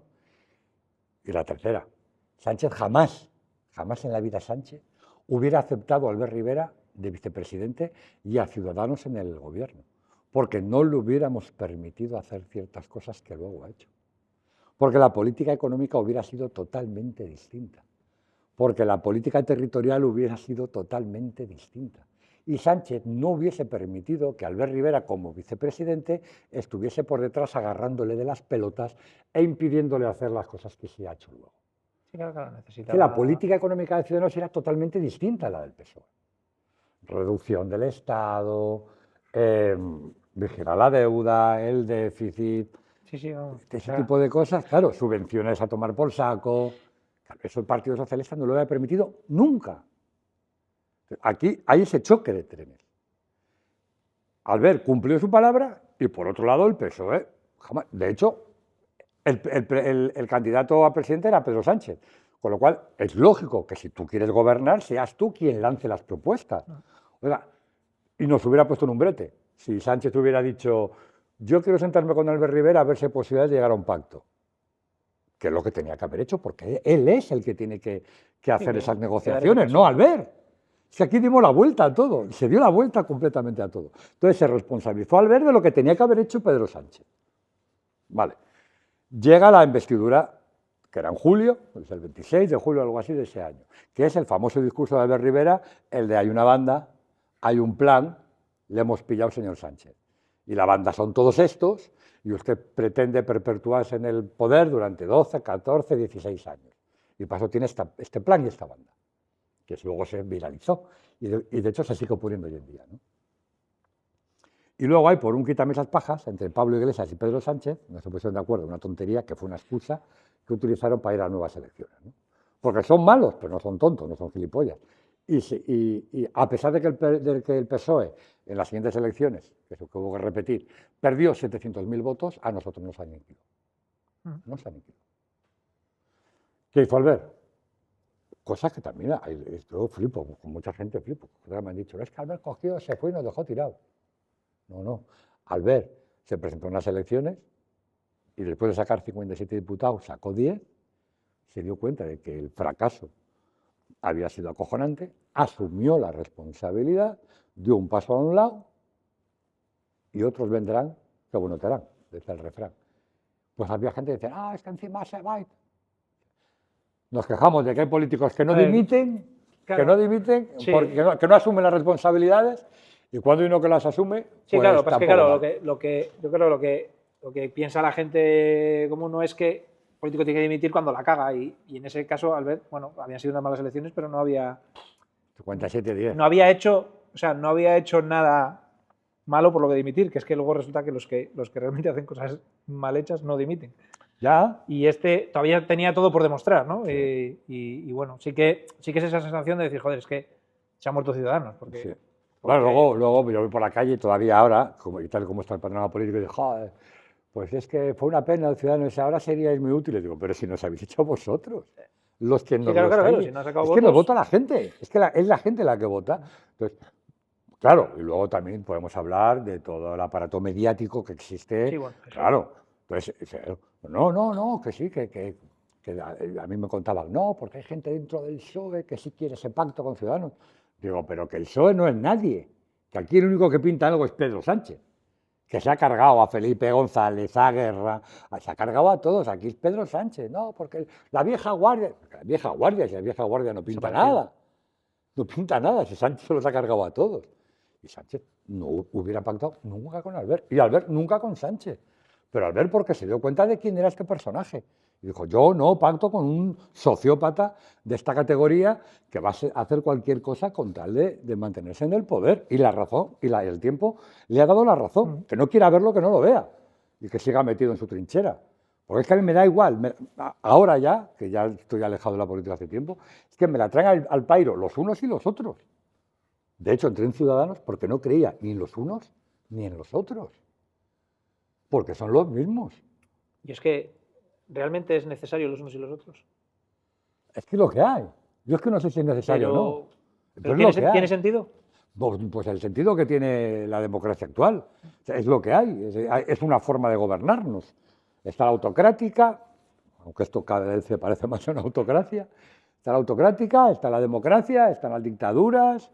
Vale, de alguna forma se tiene que gobernar un país. Sí, bueno, yo de momento, ¿no? Como decía Churchill, creo que la democracia es el menos malo de los medios para hacerlo. Bueno, pues ya está. Entonces, la gente vota lo que vota, ahora la gente vota, y eso sí que está muy bien, que vote como le dé la gana, ¿eh? Que vote faltaría más, ¿no? Sí, no, está claro. Que vote por lo que le apetezca, ¿eh? Pero luego que seamos responsables de nuestras decisiones. Lo que pasa es que claro, luego no participamos de ninguna decisión. O sea, tomamos una y luego tenemos que comérnosla. Sí, pero cuando luego no hay ya ningún tipo de participación ciudadana. O sea, luego ahí se acabó. Pero no la hay porque los ciudadanos no quieren. Porque hay mecanismos. Lo que pasa es que yo entiendo, joder, mi mujer, por ejemplo, es de esto, es como tantos y tantos, ¿no? Y como muchos primos míos, mis hermanos, votan y lo que quieren es que haya gente que dirija el país, que no le vuelvan a ellos locos, que bastante tienen con sacar su vida diaria adelante, ¿no? Con pelear en su trabajo, con sacar adelante su negocio, con mantener a la familia. O sea, que yo también lo entiendo, que es que no es sencillo, es que yo sí que me gustaría que la gente entendiera lo complicadísimo que es intentar gobernar un país de 50 millones de personas donde cada uno es hijo de su padre y de su madre, cuando los intereses son cientos de intereses, o cuando hay maquinarias mediáticas que tiran para un lado unos, otros para el otro lado, manipulan por aquí, manipulan por allá, nos llegan las cosas seccionadas, son opiniones sectarias. Es muy complicado. Y yo creo que cada vez más. A no ser que cambie todo muy radical, tiene que cambiar para que no siga para que no siga así, porque cada vez eso yo creo que es más complejo. Pero, mira, las redes sociales, por ejemplo. Las redes sociales tienen cosas muy buenas, pero tienen cosas que son terribles, como es la autoafirmación. A mí me parece que es algo terrible, la autoafirmación. Es decir, yo pienso que tú eres imbécil. Entonces, ¿a quién sigo en mis redes sociales? A gente que me dice que tú eres imbécil. Porque cuando te ponen verde a ti, me reafirmo. ¿Ves? ¿Ves cómo tengo razón? Que este es un estúpido. Entonces, la gente en las redes sociales busca la autoafirmación, en vez de todo lo contrario, en vez de buscar las dudas. Eso es. O sea, yo creo que la gente inteligente... De escuchar otras opiniones y de... Claro. O sea, ¿por qué este tío me está diciendo esto? Vamos a escucharle. ¿Por qué opina este? Y luego, yo, como liberal, creo mucho en la libertad. Muchísimo en la libertad. Pero de todo. O sea, es que a este no le saquéis en la tele porque es terraplanista. Déjele. Si él cree que la Tierra es plana, ahí parece una idiota. Pero si él lo quiere creer, rebatamos sus argumentos con argumentos científicos para que haya gente que entienda que la Tierra no es plana. Que dé argumentos, claro. Claro. No. Pero callarle... Lo cancelamos. Lo cancelamos. No, es que el tema de la cancelación... Lo eliminamos. Hacemos auténticos asesinatos civiles de personas por pensar de una manera. Señores, el pensamiento no delinquen los hechos. Yo puedo pensar lo que quiera, de las mujeres, de los viejos, de los niños, de los negros, de los chinos. Puedo pensar lo que me da la gana. Otra cosa es que haga algo, que atente. Que ofendas claro. Que atente, claro, para eso está el Código Civil y Penal. Claro, si yo hago algo en contra de alguien por su color de piel o por su sexo o por su ideología, soy un racista, soy un homófobo, soy un machista, pero cuando lo haga. Porque aquí a la gente, por pensar algo, la cancelamos. No la dejamos existir. No, yo lo veo mucho en el mundo de las criptomonedas. Cómo manipulan, ¿no? Cómo noticias relevantes, como puede ser, el que un país como Estados Unidos decida tener una base monetaria en Bitcoin, casi no se habla de ello. En cambio de que Milei haya hecho publicidad de una meme coin y tal, enseguida, ¿sabes? O sea, las noticias malas enseguida. ¿tal? Y las buenas se tapan, ¿no? Al final, ¿no? Pon todas y que la gente decida. Pues es ley de vida, amigo. Y tú puedes estar toda la vida, pasarte 8 años haciendo las cosas bien, meter la pata y se te recordará por la metedura de pata. Sí, está claro. Bueno, hablando un poco de políticos que toman acción y que parece que aunque toman medidas controvertidas, parece que por lo menos las toman y hacen cosas que aunque a la gente no le gusta, creen que es bueno para el país. ¿Qué opinas de Nayib Bukele?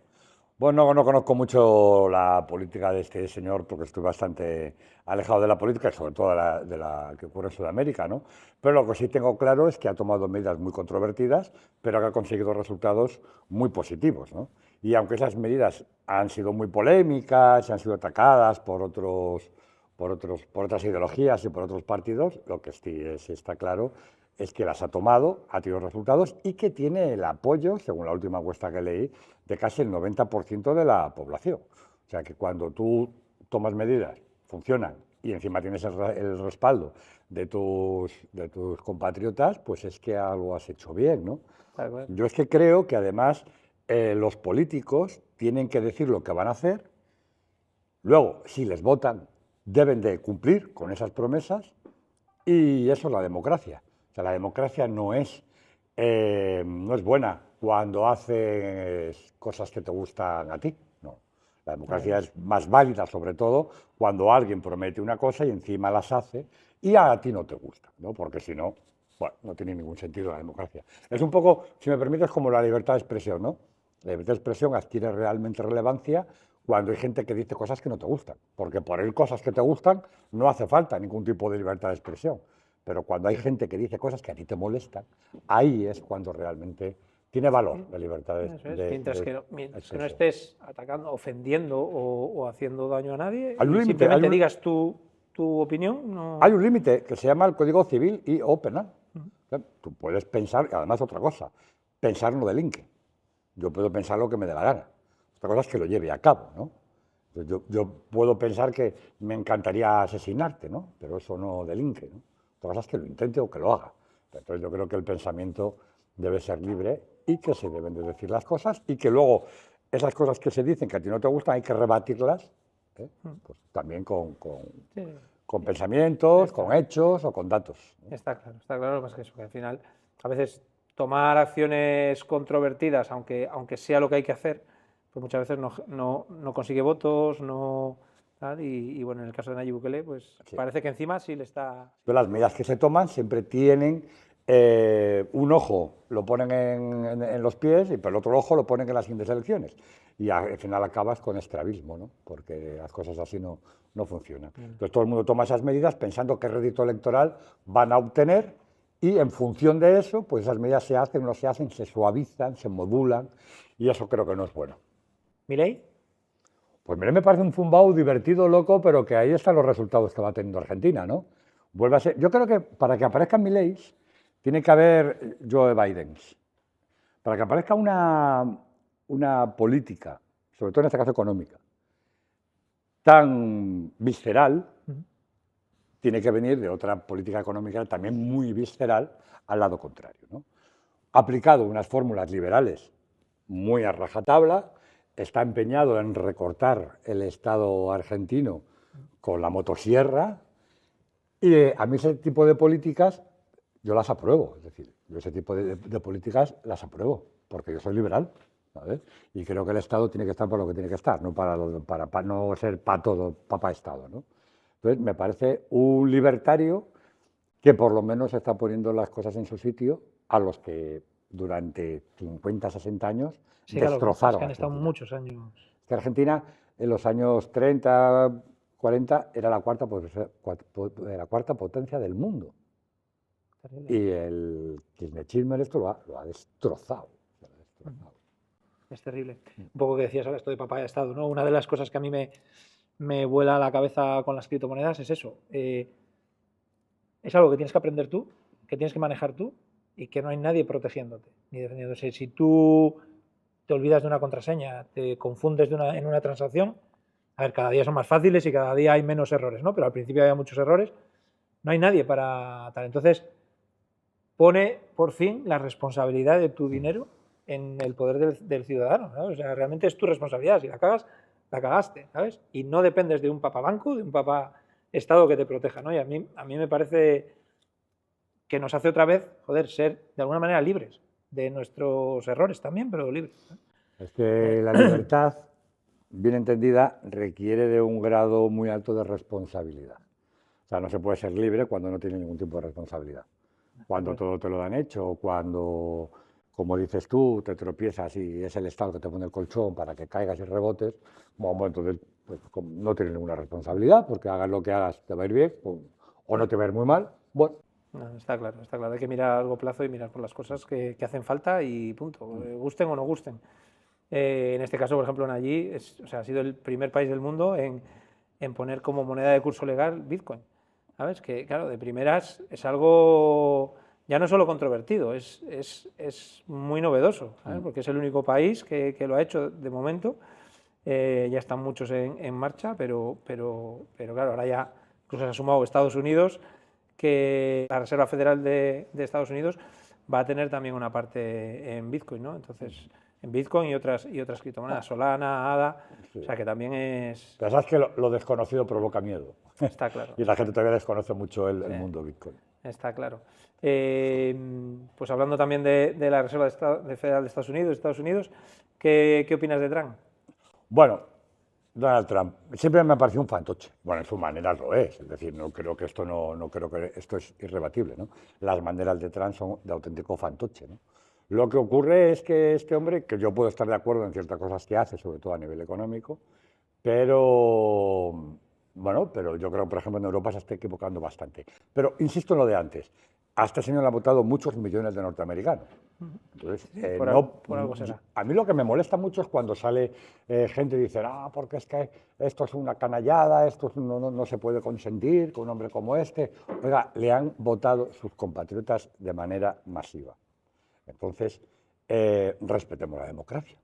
Que a mí no me gusta, o me gusta más o me gusta menos, Ya, pero respetemos la democracia. Y luego, insisto, Estados Unidos es un país lo suficientemente fuerte, democráticamente hablando, y tiene unas instituciones lo suficientemente independientes como para no permitir que se tomen medidas que no puedan conjugar con la ley norteamericana, ¿no? Entonces, bueno, pues a mí ya te digo, me parece un fantoche.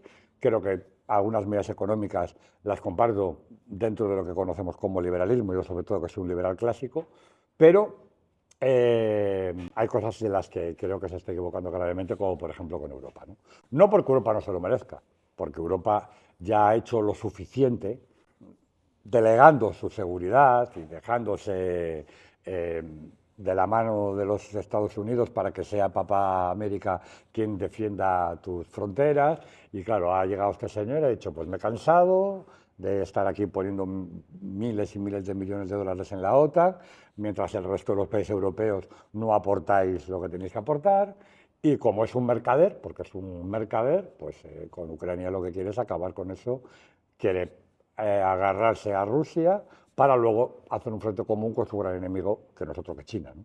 Entonces yo creo que los americanos no se merecen esto, lo que está haciendo Trump con Europa, porque si Ronald Reagan levantara la cabeza, que fue el que le dijo a Gorbachev que quitara este muro, los muertos en la playa de Omaha, todo lo que ha hecho Estados Unidos por intentar defender un modelo de vida, pues creo que Donald Trump lo fulmina, pero también es verdad que Europa no ha hecho nada para que esto no ocurra y que Europa y su decadencia moral pues nos lleva a una situación muy complicada y muy compleja. Sí, ahora iba un poco a hablar un poco más de casa.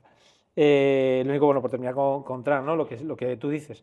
Es que lo que sí que me parece, o me ha parecido increíble es que sean medidas buenas, malas, te gusten o no te gusten, todas las medidas que ha dicho que iba a tomar, es que en cuestión de días las ha puesto todas encima de la mesa. O sea, no ha esperado, ¿sabes? A ver que pase el tiempo, a ver si lo hago o no lo hago, no. Claro. Según ha entrado, ha roto la baraja completamente. Claro, es que tiene una ligera diferencia con el resto de los presidentes norteamericanos. Primero, que ya ha sido presidente y que le quedan 4 años, con lo cual le quedan 4 años. Entonces, ¿eso por qué es bueno? Porque cuando te quedan 4 años y no hay posibilidad de que te renueven en el mandato, bueno, vamos a ver, esperemos que no, porque estas cosas pueden cambiar si era golpe de Estado. Pero bueno, como no te quedan más que 4 años, pues tomas las medidas que tienes que tomar, porque da igual lo que hagas, ni te van a votar ni te puedes presentar, con lo cual eso sí me parece muy bueno, ¿no? Que uno tenga fecha de caducidad, porque de esa manera toma las decisiones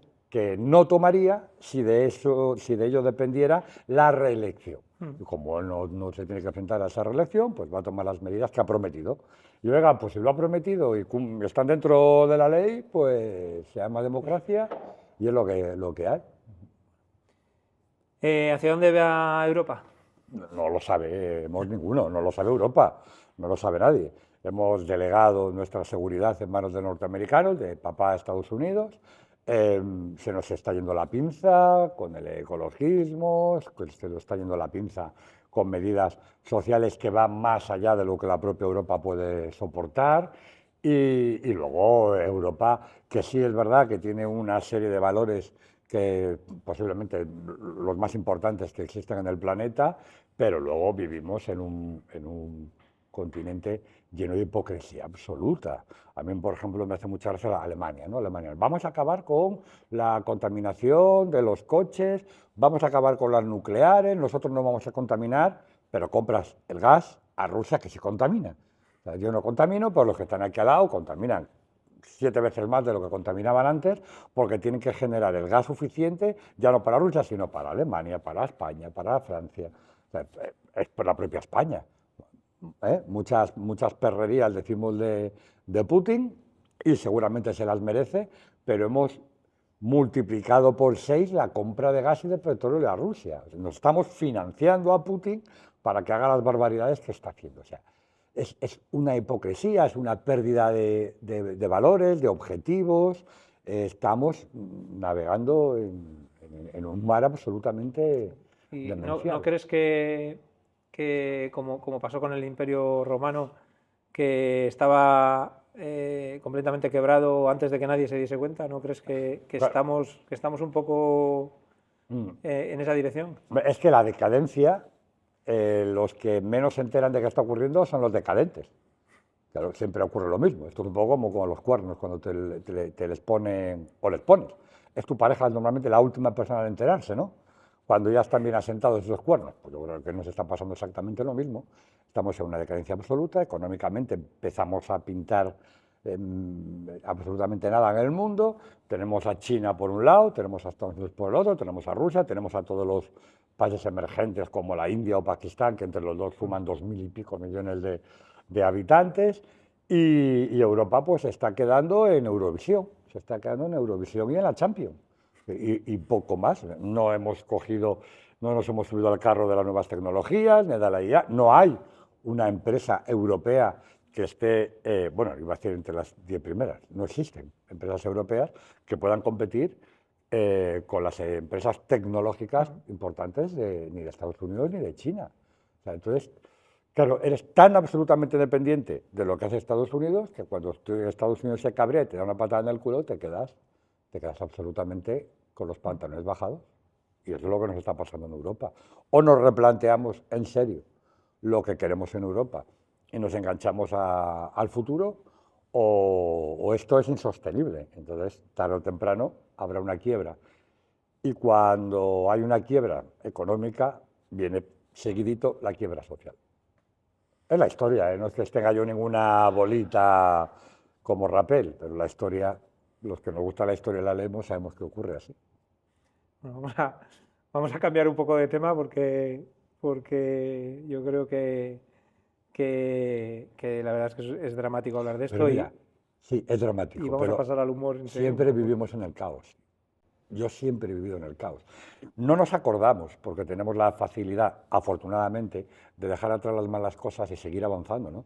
Pero yo me acuerdo de la época de los años 80, que esto era un caos. O sea, yo me acuerdo de la última parte del gobierno de Felipe González, donde la corrupción nos comía, era caso de corrupción tras caso de corrupción. He vivido los GAL, lo de Roldán, el Banco de España, o sea, era todo absolutamente caótico, ¿no? Luego habrá como un periodo ahí entre el 2000 hasta la explosión de la burbuja en el 2007, que aparecía, y luego otra vez el caos. Es decir, vamos andando, pero a través del caos, ¿no?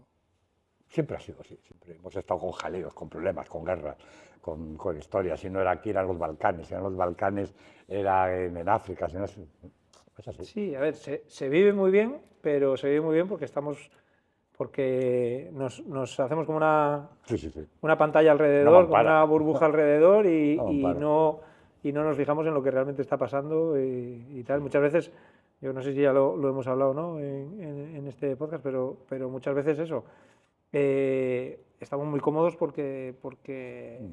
y nadie salta ni nadie se queja para todo lo que pasa, ¿no? Bueno, nos quejamos en el bar. Sí. Y nos quejamos con los amigos, que está muy bien. Pero no hacemos nada, ¿no? Oiga, pero que yo también entiendo, que es que para la gente es muy complicado a veces llegar a final de mes.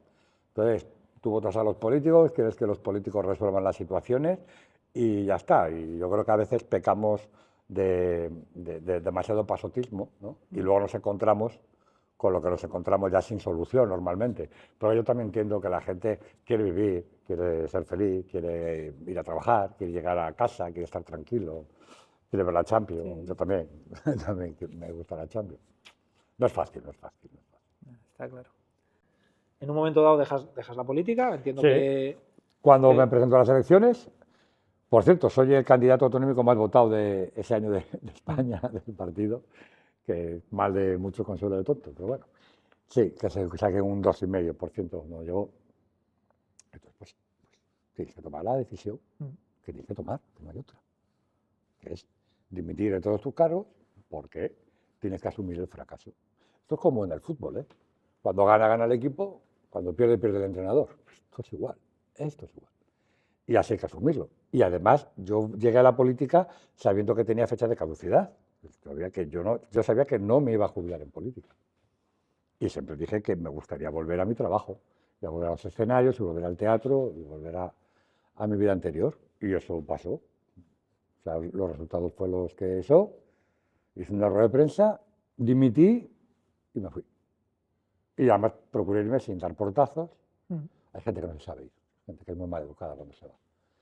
Yo Me quedé con lo bueno, de la política y me fui sin dar portazos, sin insultar, sin nada. ¿Te ha servido de contenido para tus monólogos la política? No te creas, ¿eh? No. Alguna cosita sí, ¿no? Tú piensas que yo vengo de un partido que se llamaba Ciudadanos, que era un partido moderado, que llegábamos a acuerdos. Nunca nos pasamos de la raya. Sí, no había mucha No, política. no, digo lo de la raya, pero como nos llamaban ciudadagramos, Bueno. pues, para eso me ha valido para poco más en el monólogo, ¿no? Sí, es verdad, no me acordaba de ese. Claro. Éramos guapos todos, íbamos al gimnasio y no teníamos ni un gramo de grasa. Pero para poco más, ¿eh? No, porque además, ¿sabes qué pasa? Que cuando te pones delante de un público y estando la política como está, aunque tú intentes hacer humor con ella, la gente está tan asqueada de los políticos. Creo que prefieren oír otras cosas. Sí está muy bien, por ejemplo, en el espectáculo que tengo, cuando cuento anécdotas, cuando yo voy al Congreso, ¿no? Y cuando voy al Congreso, ¿qué es lo primero que voy a ver? ¿Tú qué irías a ver lo primero? Si tienes pase libre en todo el Congreso. ¿Los baños, el bar? El bar. A ver si es verdad que el café valía 70 céntimos y los gin tonics valían 4 euros, ¿no? Ahí al bar cuento esas anécdotas, o cuando me subo en el ascensor con el rejón, y a mí no me tocó un pelo. No. Salí virgen del ascensor, luego pensé que soy una... Tenías el pelo muy corto. Claro, no tenía pelo para que él me agarrara, que yo creo que le gusta agarrar del pelo por detrás, ¿no? O cuando me chocó con Echenique, que me chequé con la silla. Cosas, anécdotas que vas contando y tal, ¿no? Pero de lo que es política, no. Creo que la gente ya tiene bastante dosis de política en su vida. ¿Qué estás haciendo ahora? Pues mira, ahora estoy haciendo la Cena de los Idiotas en Madrid, viernes, sábados y domingos. Estaremos hasta el 1 de junio, hemos estado toda la temporada y con posibilidades, evidentemente, de repetir el año que viene porque estamos llenando todas las funciones.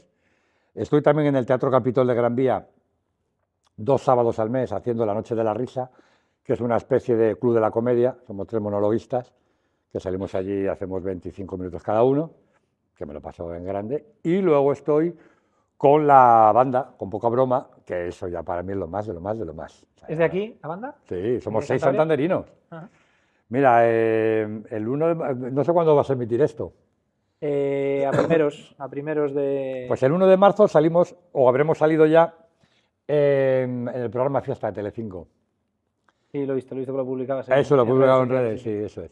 Y luego el 30 de abril, te lo voy a confirmar, aunque no está confirmado, creo que hacemos un concierto en el Centro Cívico de Cueto, donde vamos a presentar 2 temas inéditos nuevos. Ajá. Y un repertorio también distinto, ¿no? Te diré que el de Se acabó la magia me mola mucho. Sí, mucho. Sí. Me parece muy bueno. Muy bueno. Empezamos siendo más acústicos. O sea, tú vas a Spotify, los 4 primeros temas que tenemos están hechos con guitarras acústicas y con cajón. Entonces, claro, de repente llega Se acabó la magia, ya hemos pasado a ser eléctricos y con batería, y encima que la canción mola mucho. Pero es que vamos a publicar 2 temas que tenemos, ya los tenemos grabados, ¿eh? Ajá. Uno que sería perfecto para ser la canción central de la nueva banda sonora de James Bond, porque suena James Bond, que a mí me fascina. Y luego tenemos otra, que es otra un poco más sabinera, que las publicaremos pues en marzo y en abril, ¿eh? Ya están grabadas. Y 7 ya son eléctricas todas. ¿Qué queréis decir con Se acabó la magia? ¿Cuál es el mensaje de la canción? Porque da para pensar un poquito. ¿Se acabó la magia o...? La letra es mía. La letra es mía y la música es mía, la base musical es mía, luego se lo doy a la banda y la banda es la que hace las maravillas que hace, ¿no? Con la canción. Es una canción personal, es decir, está dedicada a una persona que tiene una pareja con una diferencia de edad considerable y es una historia real, ¿eh? Y se acabó. Entonces llega un momento en que se acabó. Entonces, claro, aunque es una historia que yo conozco, es una historia que yo me imagino, que puede ser que en parte me la haya imaginado y no tenga nada que ver con la realidad. Pero creo que esa diferencia de edad al final provoca un cierto caos en la pareja. Las cosas que se anhelan por esa edad son distintas y entonces se acabó la magia.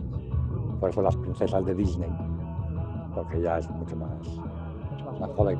Bueno, fíjate que yo lo llevaba, pues quizás, yo qué sé, a la edad, ¿no? A pensar, ya. Bueno, pero algo con la edad tiene que ver. Sí, bueno, también. O al haber estado en un mundo así, ¿no? De televisión, de tal, no sé qué, no sé cuánto, y ahora cómo estar más tranquilo. Bueno, no sé, da para diferentes Eso es lo interpretaciones. bueno de las canciones, Sí. o de las películas, o de un libro, ¿no? Que tú las oyes y la haces tuya, y tú aplicas esa canción a algo que te ha pasado en la vida. Esa canción te ha gustado, esa canción te ha llegado. Cuando tienes una canción y no la aplicas a nada tuyo, esa canción pasa de largo, no se queda en ti. Pero cuando hay una canción que tú crees que dice algo, porque a ti te dice algo, pues entonces esa canción te ha llegado. Si no. Pues sí, pues esta sí me ha llegado, sí. Por ejemplo, esta canción de Nada Conte, la de tenía tanto que darte, siempre se ha dicho, porque ella tuvo un aborto, siempre se ha dicho que ella pues hizo la canción, Ajá. tanto que darte, tantas cosas que tenía tanto amor guardado para ti.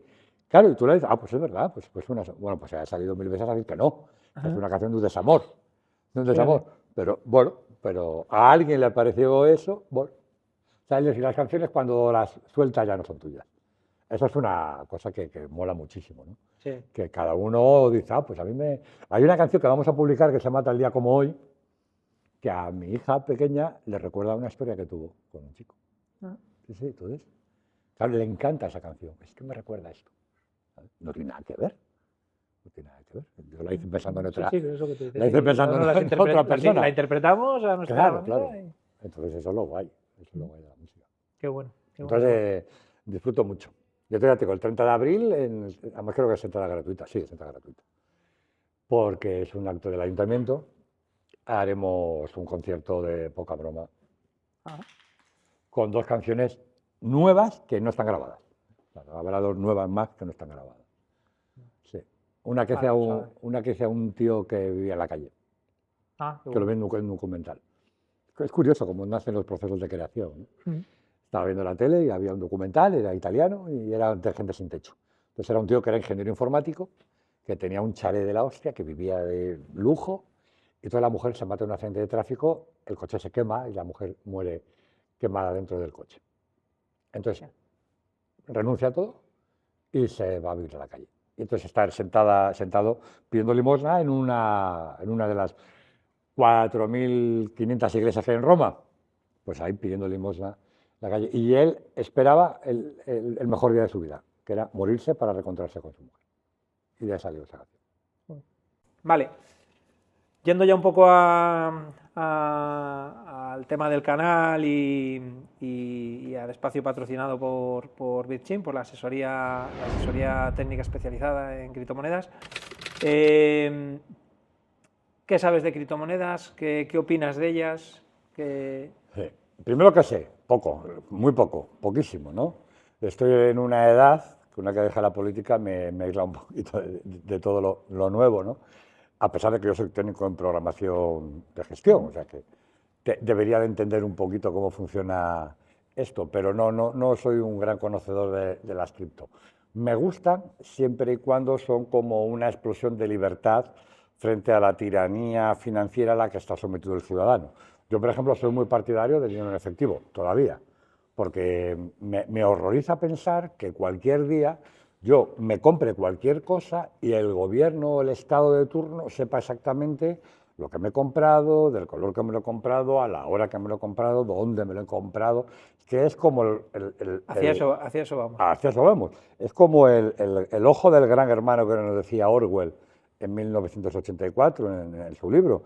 Es que nos van a controlar absolutamente nada. Oiga, mire, si yo me voy a una tienda a comprarme preservativos, no quiero que nadie sepa que me compro preservativos, que luego se me van a caducar. Bien, está claro. Pero no quiero que nadie lo sepa, porque tiene que saber el gobierno que me he comprado preservativos. Bueno, lo pago en efectivo y me lo llevo.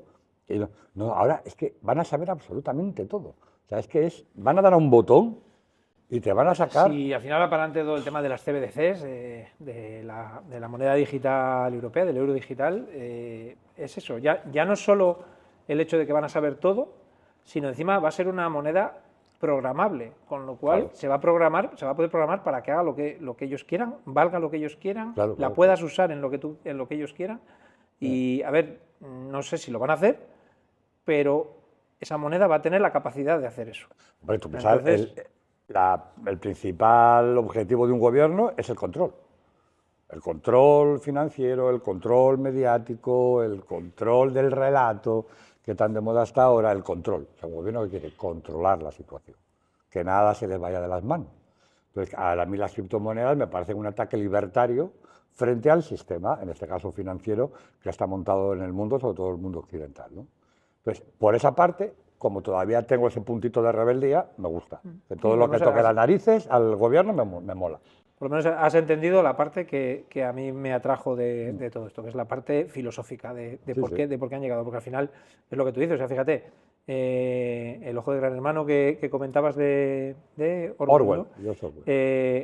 Cuando se escribió y lo que ya se veía venir, y en este caso es lo mismo. O sea, hay un manifiesto criptoanarquista escrito en el 90 y pico, en el 80 y pico, por ahí, que predice todo esto, ¿no? El control de los estados, tal, y porque Bitcoin nace en un caldo de cultivo de gente que luchaba porque no habría este control por los gobiernos o por las grandes multinacionales, ¿sabes?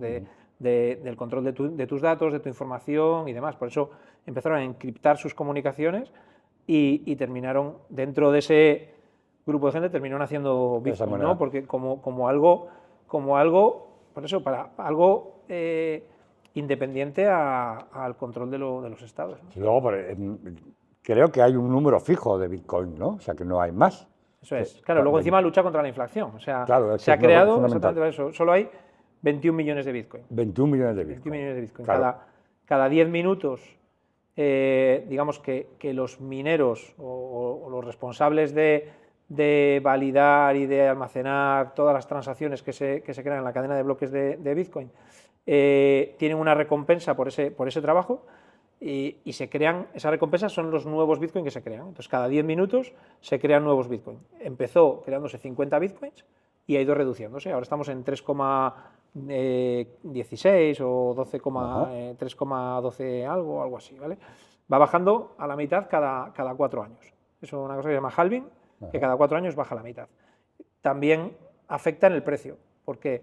Porque, claro, al bajar a la mitad, los mineros van a recibir menos recompensa. Claro. Y encima va a haber menos, cada 4 años hay más escasez de tal, entonces eso repercute en que el precio va incrementándose. Claro. ¿Vale? ¿Y no puede haber más de 21 millones? No puede haber más de 21 millones. Y cuando, pues claro, ves una cosa porque se me escapa, digo, claro, cuando esos 21 millones estén absolutamente copados... A ver, realmente eso va a pasar en el 2140. Sí, pero llegaremos. Bueno, no, yo no. Pero llegaremos, pero la realidad es que ya se han minado la gran mayoría, porque claro, empezaron siendo 50 cada 10 minutos, o sea que ya ha habido una creación de Bitcoin bastante más fuerte al principio y va disminuyendo la creación. ¿Qué pasa? Cada vez va subiendo el precio y el Bitcoin se subdivide en una cosa que se llaman satoshis, que es la milmillonésima parte de un Bitcoin. Vale. Entonces, ¿qué pasa? Esto es ya opinión mía, lo que yo creo, que a medida que cada vez Bitcoins vaya a haber menos, pero realmente dentro de la cadena de transacciones hay liquidez de pequeñas partes de esos Bitcoins y el precio vaya subiendo, al final terminaremos dentro de 5 o 10 años, hablaremos de satoshis, no de Bitcoins. Claro. Y manejaremos satoshis, seguramente. ¿Por qué? Porque un satoshi, pues, imagínate que igual dentro de 10 años un satoshi vale $1, claro, por ejemplo. Podría pasar. Que estamos hablando de la perra gorda que utilizaban después de la... Entonces ahora hablamos de Bitcoins, pero estoy seguro que dentro de 5 o 10 años hablaremos de satoshis, que es los céntimos de... Sí, a mí ya me pilla un poco mayor, quizá todo esto, bueno, pero ya te digo, me gusta el aspecto libertario de la moneda. Sí, la verdad es que eso, porque luego todo lo demás, todas las demás criptomonedas son empresas. Son empresas porque lo que nació con Bitcoin es la tecnología blockchain. Claro. Y blockchain resuelve muchas cosas. También descentralizando, ¿vale? Que también es un poco, sigue siendo la misma filosofía, pero al final no dejan de ser empresas. ¿Por qué? Porque te permite hacer contratos inteligentes que evitaría el que tengas que ir a un notario, el que necesites ir a firmar algo a un seguro, porque con un contrato inteligente se ejecutaría al momento lo que se diga. Todos esos proyectos, trazabilidad de alimentos, tokenización de empresas y demás, todos son empresas, ¿vale? Son proyectos que van haciendo para desarrollar una tecnología que es necesaria para algo. Todo eso son empresas. ¿Qué puede pasar?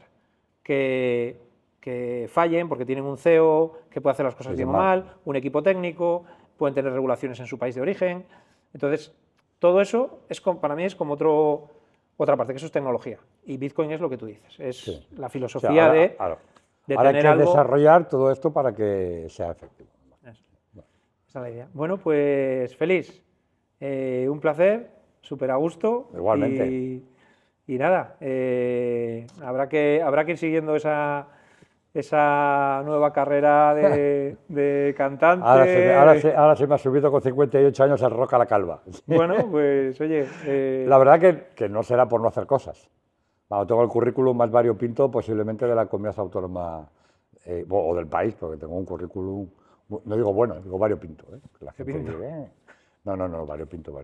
Así que nada, seguir divirtiéndonos y a seguir caminando. ¿Qué vamos a hacer? Hay que hacer cosas. Sí. No, yo soy un culo inquieto, yo necesito hacer cosas y sentirme vivo y necesito plantearme objetivos nuevos y nuevos retos, ¿no? Pues nada, seguiremos. Igual dentro de un año o dos tenemos que hacer otro podcast para ponernos al día. Cuando me haga saltimbanqui, que estoy a punto también.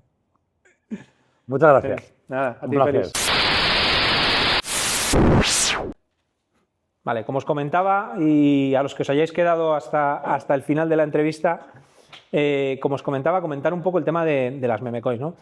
A mi entender hay como tres vertientes diferentes a nivel especulativo, a nivel inversor en las criptomonedas, ¿no?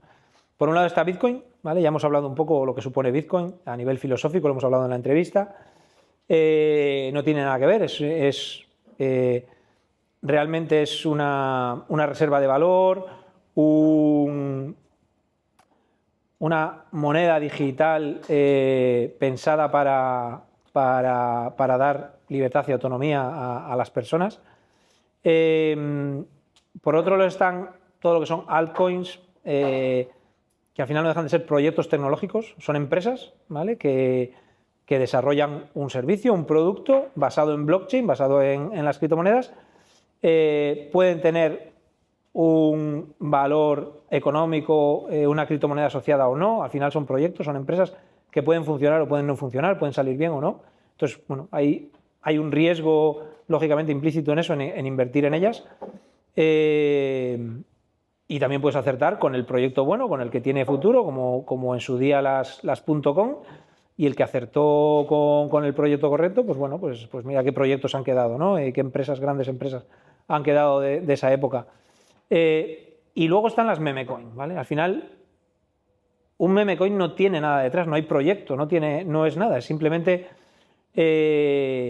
un chiste, una gracia que alguien ha decidido convertir en criptomoneda, ¿vale? Y lo único que tienen detrás es una gran comunidad, ¿vale? Tienen una gran comunidad, unas redes sociales que consiguen llegar a mucha gente, incluso consiguen de alguna manera engañar a un presidente de un país pensando en que está promocionando un gran proyecto o un proyecto tecnológico y resulta que no hay nada detrás, ¿vale?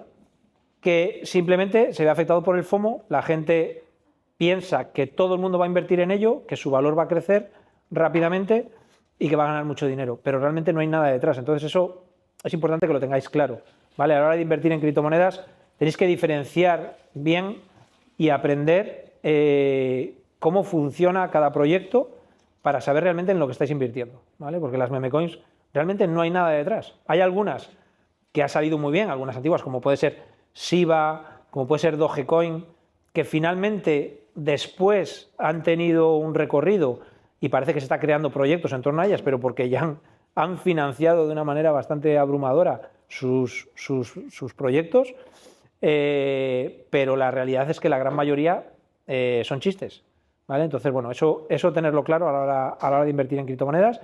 Y nada, muchas gracias por haber aguantado hasta el final de la entrevista y pronto volveremos con nuevo podcast. Un saludo y un abrazo a toda la gente que nos está siguiendo.